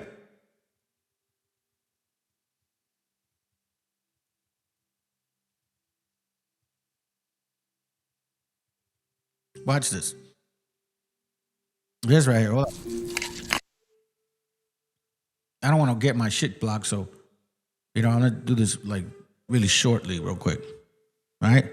Watch this real quick. Watch. I'm gonna speed it up and you're gonna see it. So this is the Matrix, and he's over here gonna give up Neo and shit, And he's like, bro, I'm tired of eating that fucking manna. So to speak. I don't want that manna no more. I want the meat. So he's like, dude, I don't care. I don't want to be awake no more. Just put me back to sleep. I just want to be rich. So I want to eat this shit. I don't give a Do we have a deal, Mr. Reagan? I know this steak doesn't exist.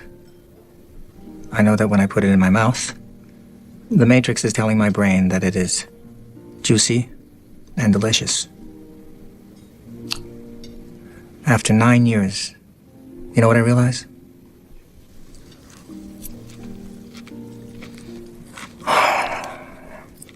Ignorance is bliss.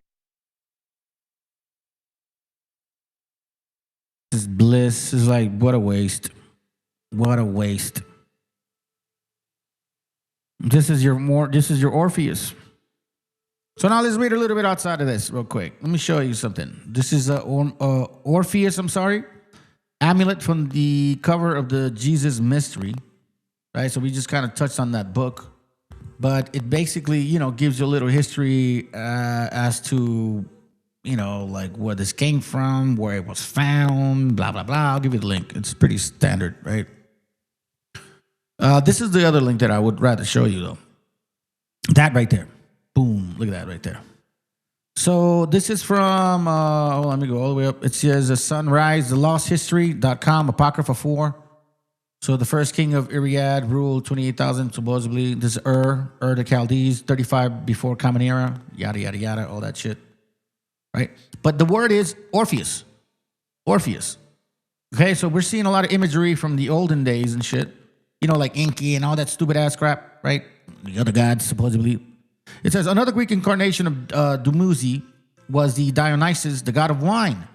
Why do you think that they called Jesus the wine bibber? Didn't they call him a wine bibber and shit? Let me see if I can find it.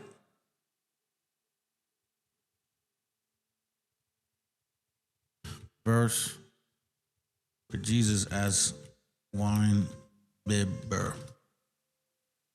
Matthew 11:19 says this. And you would wonder, like, why would they fucking do that? And it says, the Son of Man came eating and drinking, and they said, behold, a man is gluttonous and a wine bibber, a friend of the publicans and a sinner. But wisdom is justified for her children. Apparently wine has a lot to do with that. Because again, it has to do with like the low state of man, water, right? And then when you elevate to the higher state of man, you turn into wine. And that reference also means lion. Who is called a lion? Jesus. It's all in here. I'm telling you.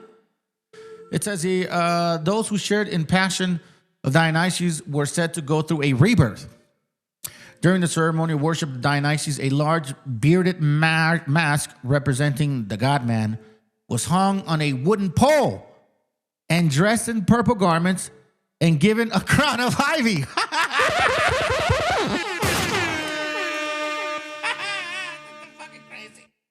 Oh, come on, bro. Come on, man. You guys got to admit that shit is nuts.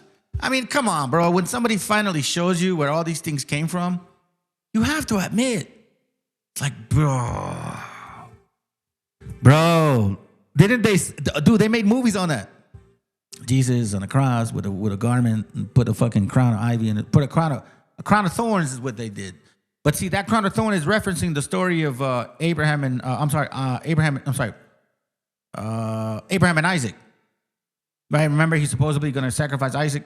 He's not going to do it. So he says he's supposed to be the lamb. Then, a spirit comes back and interferes like, no, don't do that. We got a lamb for you.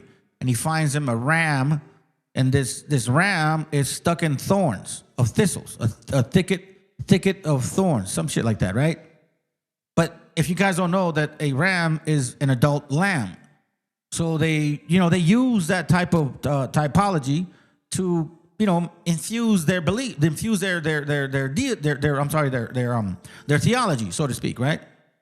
So they take our stories and blend it with their shit, like this right here, because that's what they created, and then they supposedly precepted with the Old Testament, saying, "Oh, see that we got it from there." Total bullshit.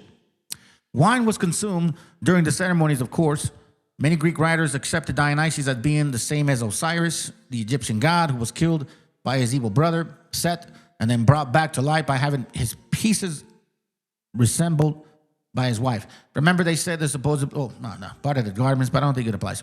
Osiris was also called he who gives birth to men and women a second time.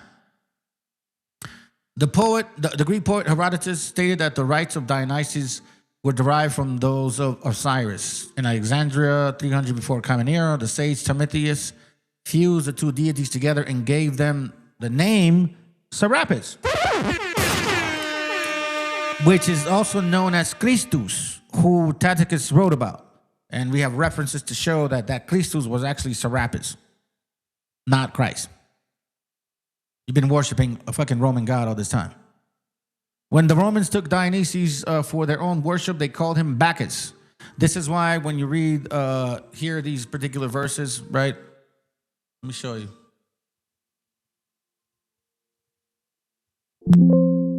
Oh, man. So, like, for example, when you go here and you read Maccabees 6 and 7, and in the day of the king's birth, every month they were brought by bitter constraint to eat the sacrifices. So, like, every month, like, for example, if your birthday was today, every month you would force the people to, like, celebrate your birthday, like 12 months out of the year, like every month. What else were they doing? They're drinking and fucking having fun. And then they also, and when the feast of Bacchus was kept, the Jews were compelled to go into procession to Bacchus carrying ivy, like on their heads. Now know that. Now, this Bacchus was Dionysus.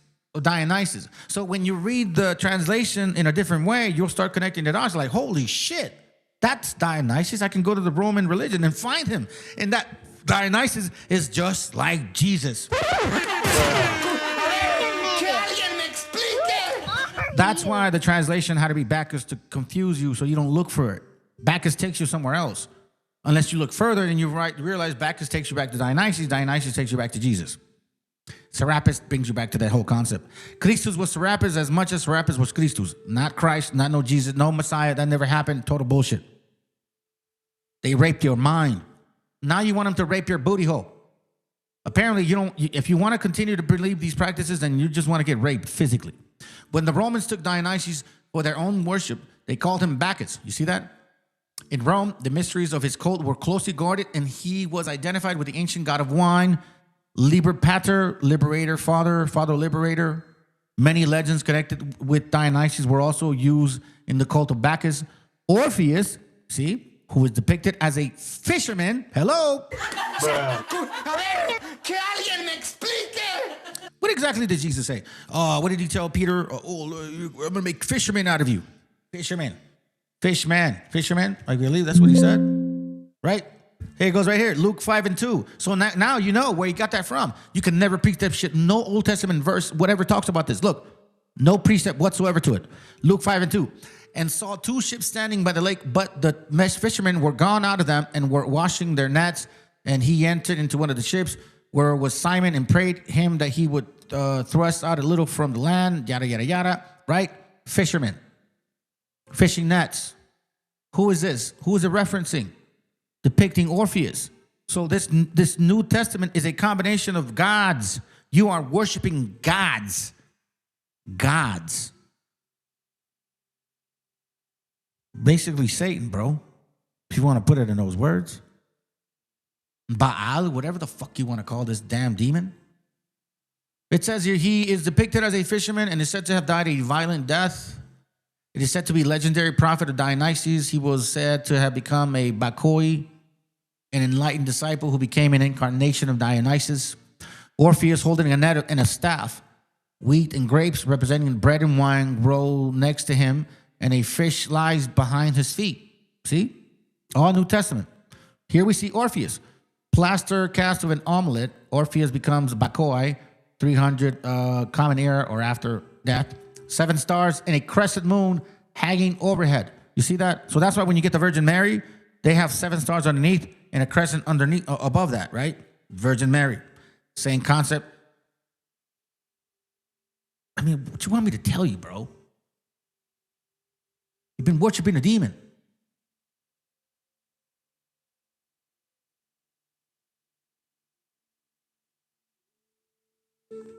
It says here the let me go down here. Okay, the worship of Dumuzi also involved many different forms of as it spread throughout Mesopotamia and Europe.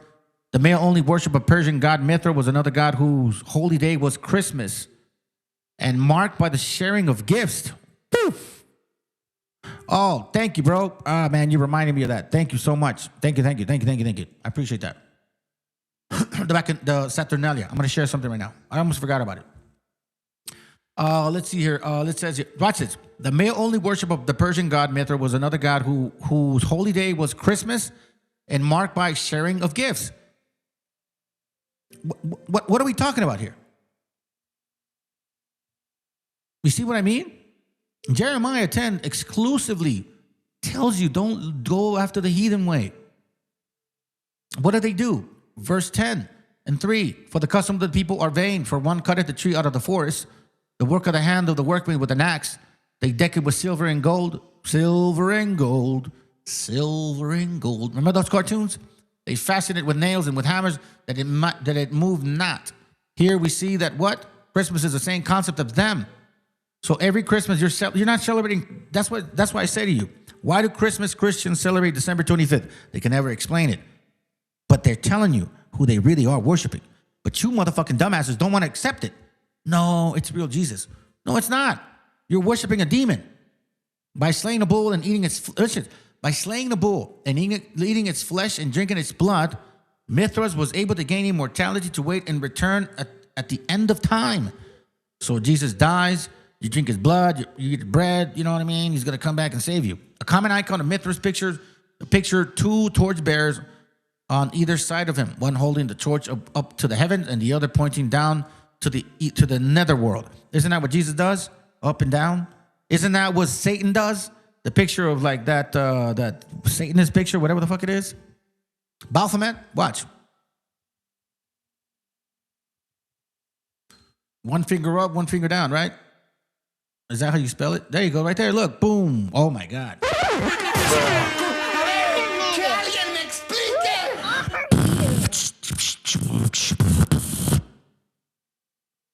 By slaying the bull and eating his flesh and drinking his blood, Mithras was able to gain immortality to wait and return at the end of time. A common icon of Mithras pictures 2 torchbearers on either side of him, one holding the torch up to heaven and the other pointing down to the netherworld. I'm not making this up, family. I'm just reading it, and you're seeing it. What are they saying to you here? One hand up, one hand down. As above, so below. So the Freemasons understand exactly what they're worshiping. This particular type of thing. North religion has its own tree of life, which was also said to be infested by birds and a snake. This world tree, Yggdrasil, horse, Yig, whatever, horse of Odin. Remember? You see that? The North religion. I've shared this with you. Who is Odin? Edom. Who is Odin? Cause, chaos. Who is Odin? Gatur. Who is Odin? Cause, the deity of the Edomites. Odin is the deity of the Edomites. Was said to be an ash tree that supported the universe and was so large that its roots are spread out in different worlds, so to speak. You'll understand this now, do you? Now you understand what you're working with. Now you understand what you're dealing with. Now you understand why it's important to come back to the Most High, your Creator, your only one, no one else. There's no such thing as this Jesus saving your fucking ass. I don't know what the hell that was about. There's no such thing. Now, regarding Saturnalia, let me see if I can find it. Let me see if I can find it. Hold on. Oh, let's go right here. I'm glad you reminded me, bro. This is from Christian Worship, Its Origins and Evolutions by Duichin Lewis, or Lewis Duichin, publication 1903. We're going to go to page 261. Thank you, brother, once again for reminding me of it. So we're going to touch on Saturnalia. Saturnalia. All right, here it goes. It says here first, the Saturnalia of the Roman calendar, were considered to have been a determining motive. An endeavor was made, and it was thought to turn away the faithful from the observation of this popular festival by directing their piety to the remembrance of Christ. You see that? So they went from Saturnalia to believing in Jesus, but didn't change much. This motive must be discarded, for there is no coincidence between the two festivals.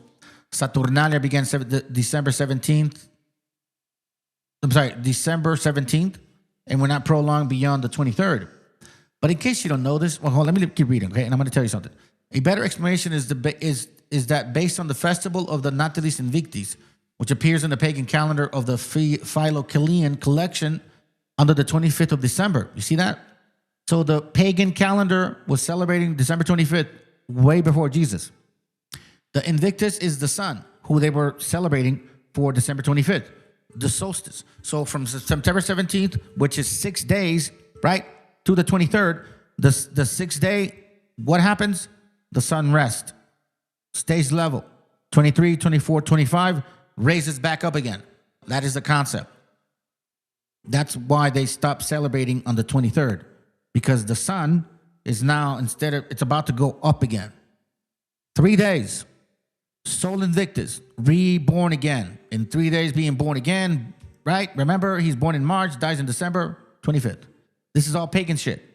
Whose birth coincides with the winter solstice, that is with the 25th of December, according to the Roman calendar. The worship of Mithra, or speaking more generally, of the sun, was worshipped and popular in the 3rd and 4th century. One is inclined to believe that the Roman Church made choice of the 25th of December in order to enter into rivalry with Mithraism. This reason, however, leaves unexplained the choice of the 6th of January. That's why you dumbass Mexicans, you go there and like, oh, es el Día de los Reyes Magos. No, pendejo. It's Egyptian fucking theology.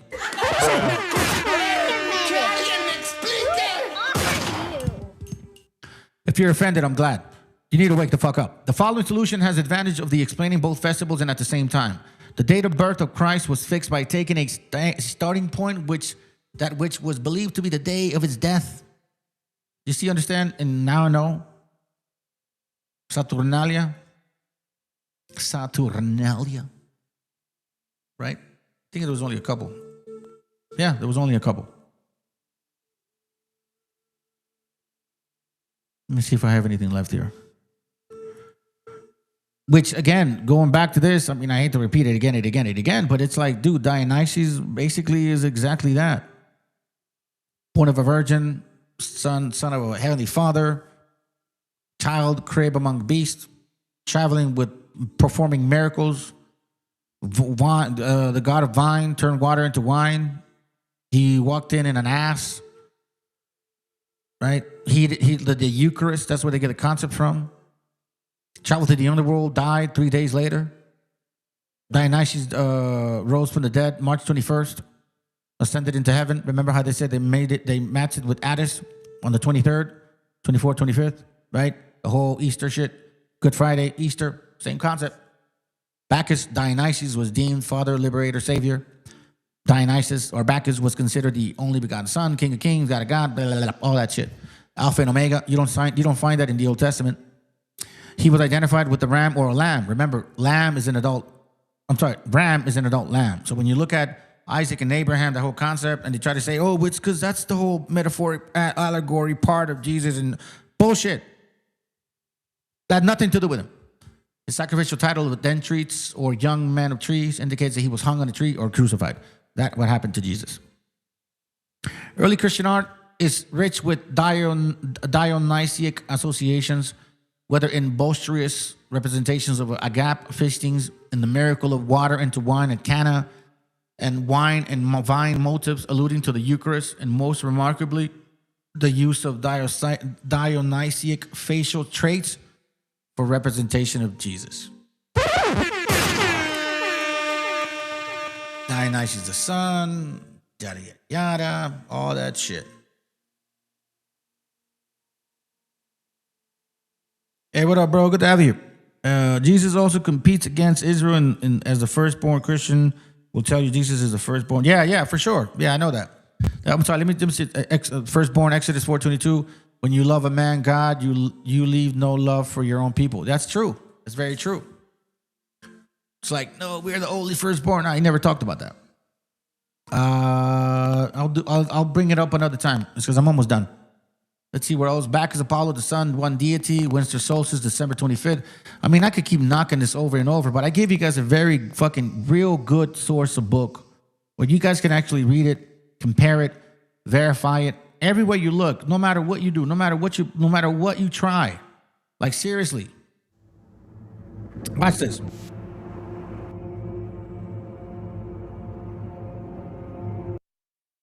I'll give it like a few minutes and then we're going to be done, all right?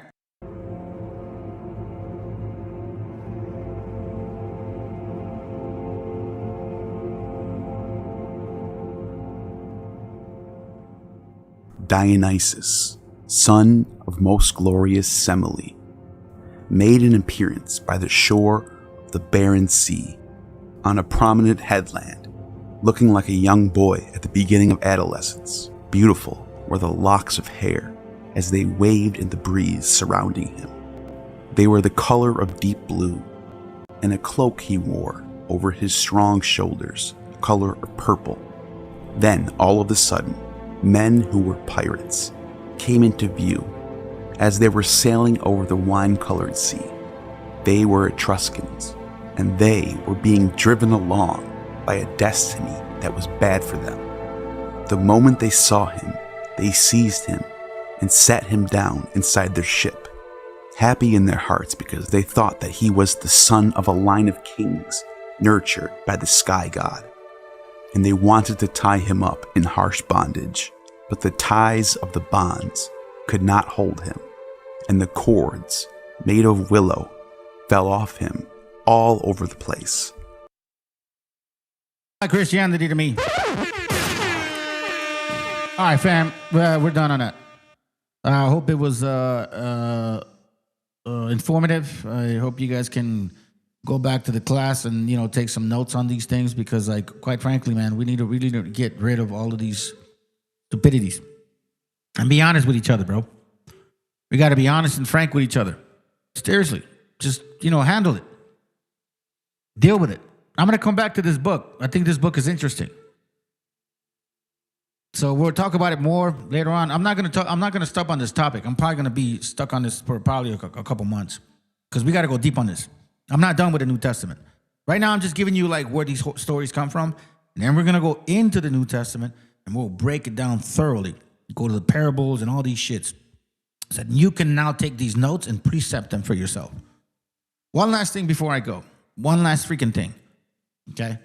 Because again, it's all about like, if it matters to you, you're going to search it and research it and until, you know, you get, I don't know, man, until the wall hits you in the forehead. Bro, stop. Stop. Hey, stop. All right, here we go. This is from a book that I have, Bible Myths, okay? And you guys can all see here. Remember how the characters I shared with you were also supposedly on a cross. Bro, what are you doing? Hold on, fam. Okay. So remember, the characters that are... Oh, God, bro. Hold on, family. Okay. The characters that I read to you, the characters that we just read about, mentioned this God crucified, died for sins, right? This isn't Jesus. This isn't Jesus at all. This is from Bible Myths. I object to the crucifix because it is an image and liable to gross abuse, just as the old Hindu crucifix was an idol. You see these figurines? Liberator of the serpent of death, supposedly holds in his hand here, holds in his hand here, holes in his feet on a cross. It looks like it's on fire as well. This isn't Jesus. This was Krishna. These were other deities. You're still going to keep believing that? I hope not. Because at this point, there's no excuse anymore. Anyways, fam. All right, man. I appreciate you guys. Hope you guys have a great night. Thank you for supporting this channel. Please share, share it to your family, share it to your Christmas Christian friends, to your loved ones, to the most hateful ones, I guess, the ones that don't like you at all. Send it to them. Send them my way. I think that, we need to start debating these particular topics. I think it's only fair for brothers and sisters that have for a long time been questioning these things but never really got the right answer. Let's make this channel available for y'all. I want to make sure that, if there's certain topics you want to debate regarding the old and the new, I'll be able, dude, I'll fucking monitor that shit. You know what I mean? You know me, family, I'm fair and fucking square. Like, I'm not gonna side with nobody. I'm gonna, let y'all go back and forth, and I'll ask some questions, and we'll put those things to the test. I'll take some questions from you guys on the side, and we'll see. It's about time that we start debating this particular topic. And I believe me personally, because the way this channel's always been running, because when I come up with something strong, I hardly get any pushback. I don't believe anybody's gonna want to debate this shit, quite frankly. I don't think so. I don't believe it. If there's any New Testament keepers that want to debate this stuff, bring it. Bring it. I think it's important, and I think it's time. Y'all have a good night. Hope you appreciate this information. By all means, please, family, take care of your family, your loved ones. Watch over them. Spend time with them. You know what I mean? Just really sincerely appreciate the time with your fam. And other than that, man, you guys take care of yourselves. Shalom, saludos, cubo, buenas noches, buenos días, buenas tardes. Peace to all, man. Peace, be blessings to the whole family, all right? Good night.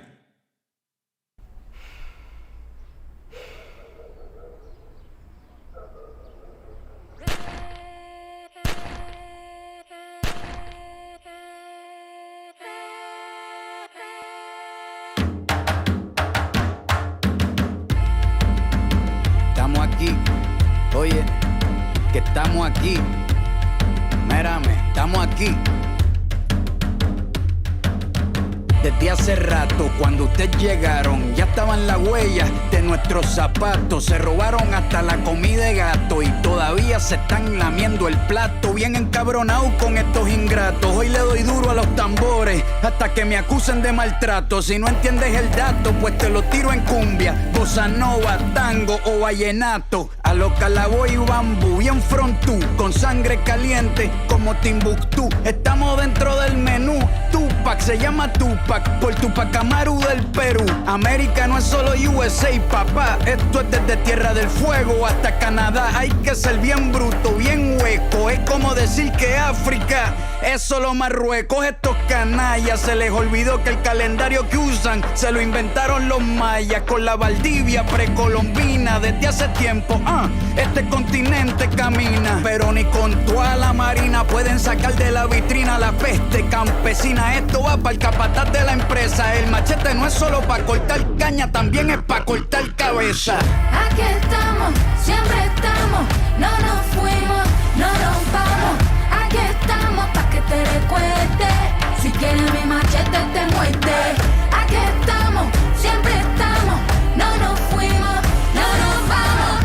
Aquí estamos pa' que te recuerdes. Si quieres mi machete te muerde. Si quieres mi machete te muerde. Si quieres mi machete te muerde. Si quieres mi machete te muerde. Te muerde, te muerde. Los paramilitares, las guerrillas, los hijos del conflicto, las pandillas, las listas negras, los falsos positivos, los periodistas asesinados, los desaparecidos, los narcogobiernos, todos los que robaron, los que se manifiestan y los que se olvidaron, las persecuciones, los golpes de estado, el país en quiebra, los exiliados, el peso devaluado, el tráfico de droga, los carteles, las invasiones, los emigrantes sin papeles, 5 presidentes en 11 días, disparo a quemarropa por parte de la policía, más de 100 años de tortura, la nova trova cantando en plena dictadura, somos la sangre que sopla la presión atmosférica, Gambino mi hermano, esto sí es América.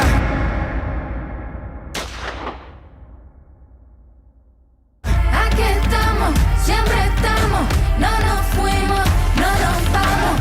Aquí estamos pa' que te recuerdes, si quieres mi machete te muerde. Aquí estamos, siempre estamos, no nos fuimos, no nos vamos. Aquí estamos pa' que te recuerdes, si quieres mi machete te muerde. Si quieres mi machete te muerde. Si quieres mi machete te muerde. Si quieres mi machete te muerde. Te muerde, te muerde.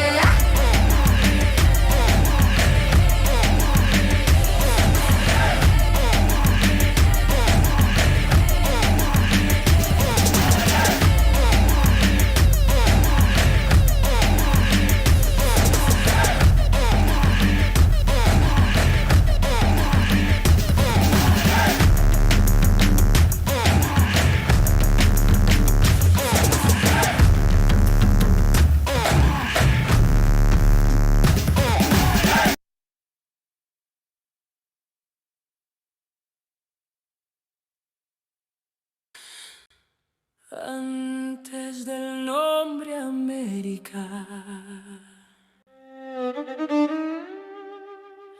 antes del hierro y la cruz,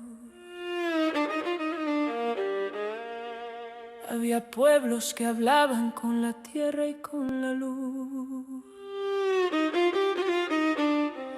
No era un mundo vacío, era ciencia y corazón. La historia empezó aquí mismo, aunque el invasor no pida perdón.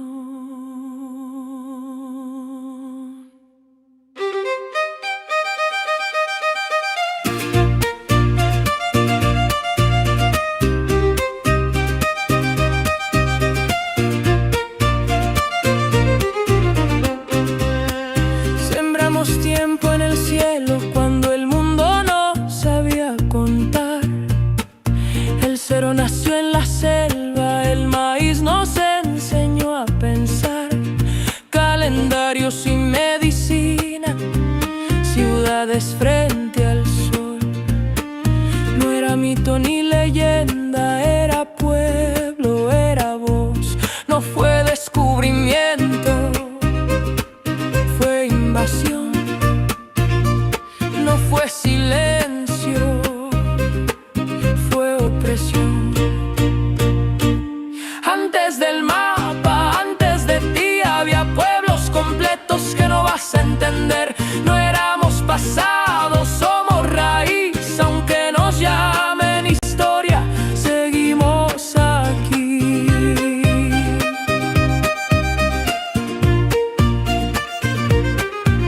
Desde el barro del origen hasta el jaguar ancestral, desde la selva profunda hasta el águila solar, ciudades que eran mundos cuando Europa se partió, capitales que flotaban mientras el viejo mundo ardió.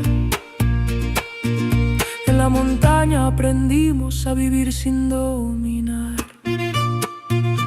sin rueda y sin bestias, pero sabiendo gobernar. Caminos y comunidad, trabajo como misión. El poder no era conquista, era responsabilidad. No fue progreso, fue despojo. No fue fe,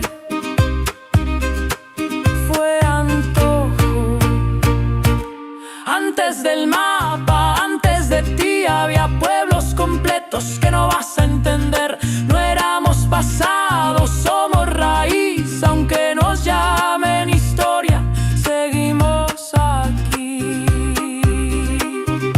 Hey. Hey. Hey. Hey. Hey.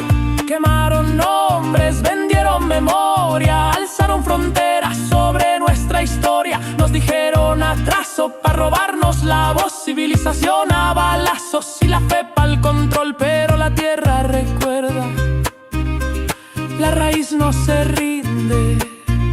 Aunque cambien las banderas, la herida no se extingue. De norte a sur somos la misma raíz, la misma herida que se niega a morir. De norte a sur nadie sobra aquí, Latinoamérica sigue y no va a pedir permiso para existir.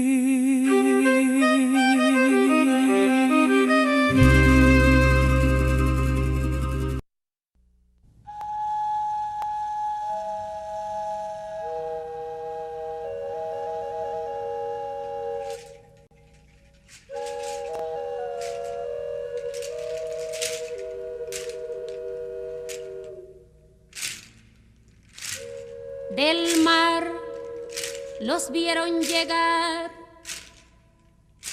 mis hermanos emplumados eran los hombres barbados de la profecía esperada. Se oyó la voz del monarca de que el Dios había llegado y les abrimos la puerta. Por temor a lo ignorado, iban montados en bestias, como demonios del mal, iban con fuego en las manos y cubiertos de metal. Solo el valor de unos cuantos les opuso resistencia, y al mirar correr la sangre se llenaron de vergüenza, porque los dioses ni comen ni gozan con lo robado. Y cuando nos dimos cuenta, ya todo estaba acabado, y en ese error entregamos la grandeza del pasado, y en ese error nos quedamos 300 años esclavos.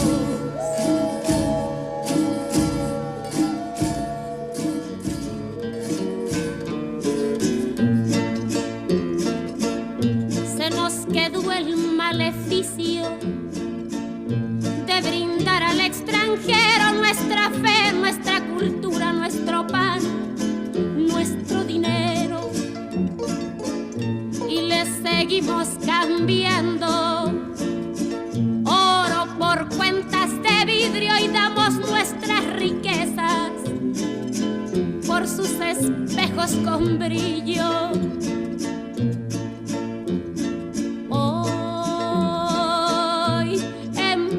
Siglo XX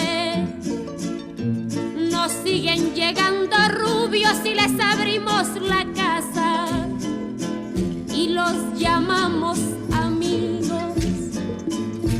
Pero si llega cansado un indio de andar la sierra, lo humillamos y lo vemos como extraño por su tierra.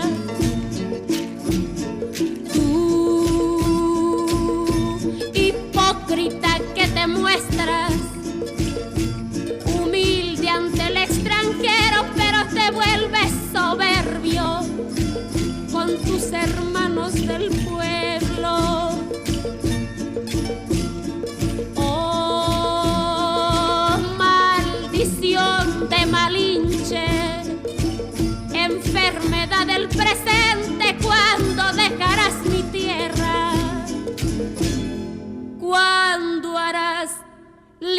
libre a mi gente.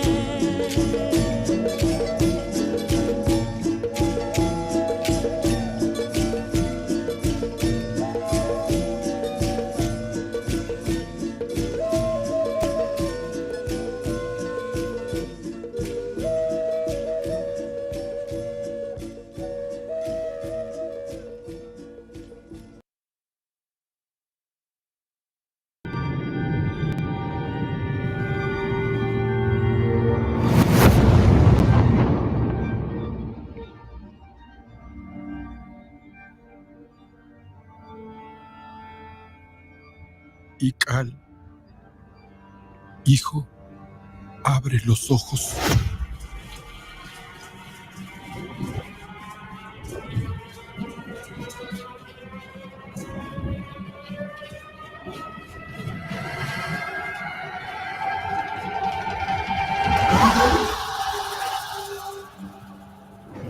Tu cuerpo se queda con nosotros, pero tu espíritu debe seguir.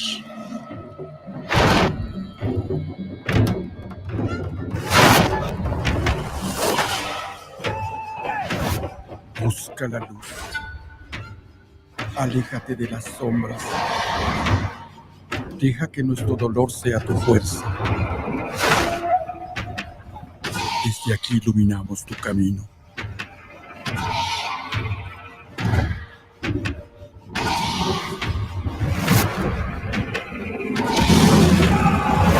Lucha como nosotros ante esta pena tan grande. Yo soy tú. Tú eres yo.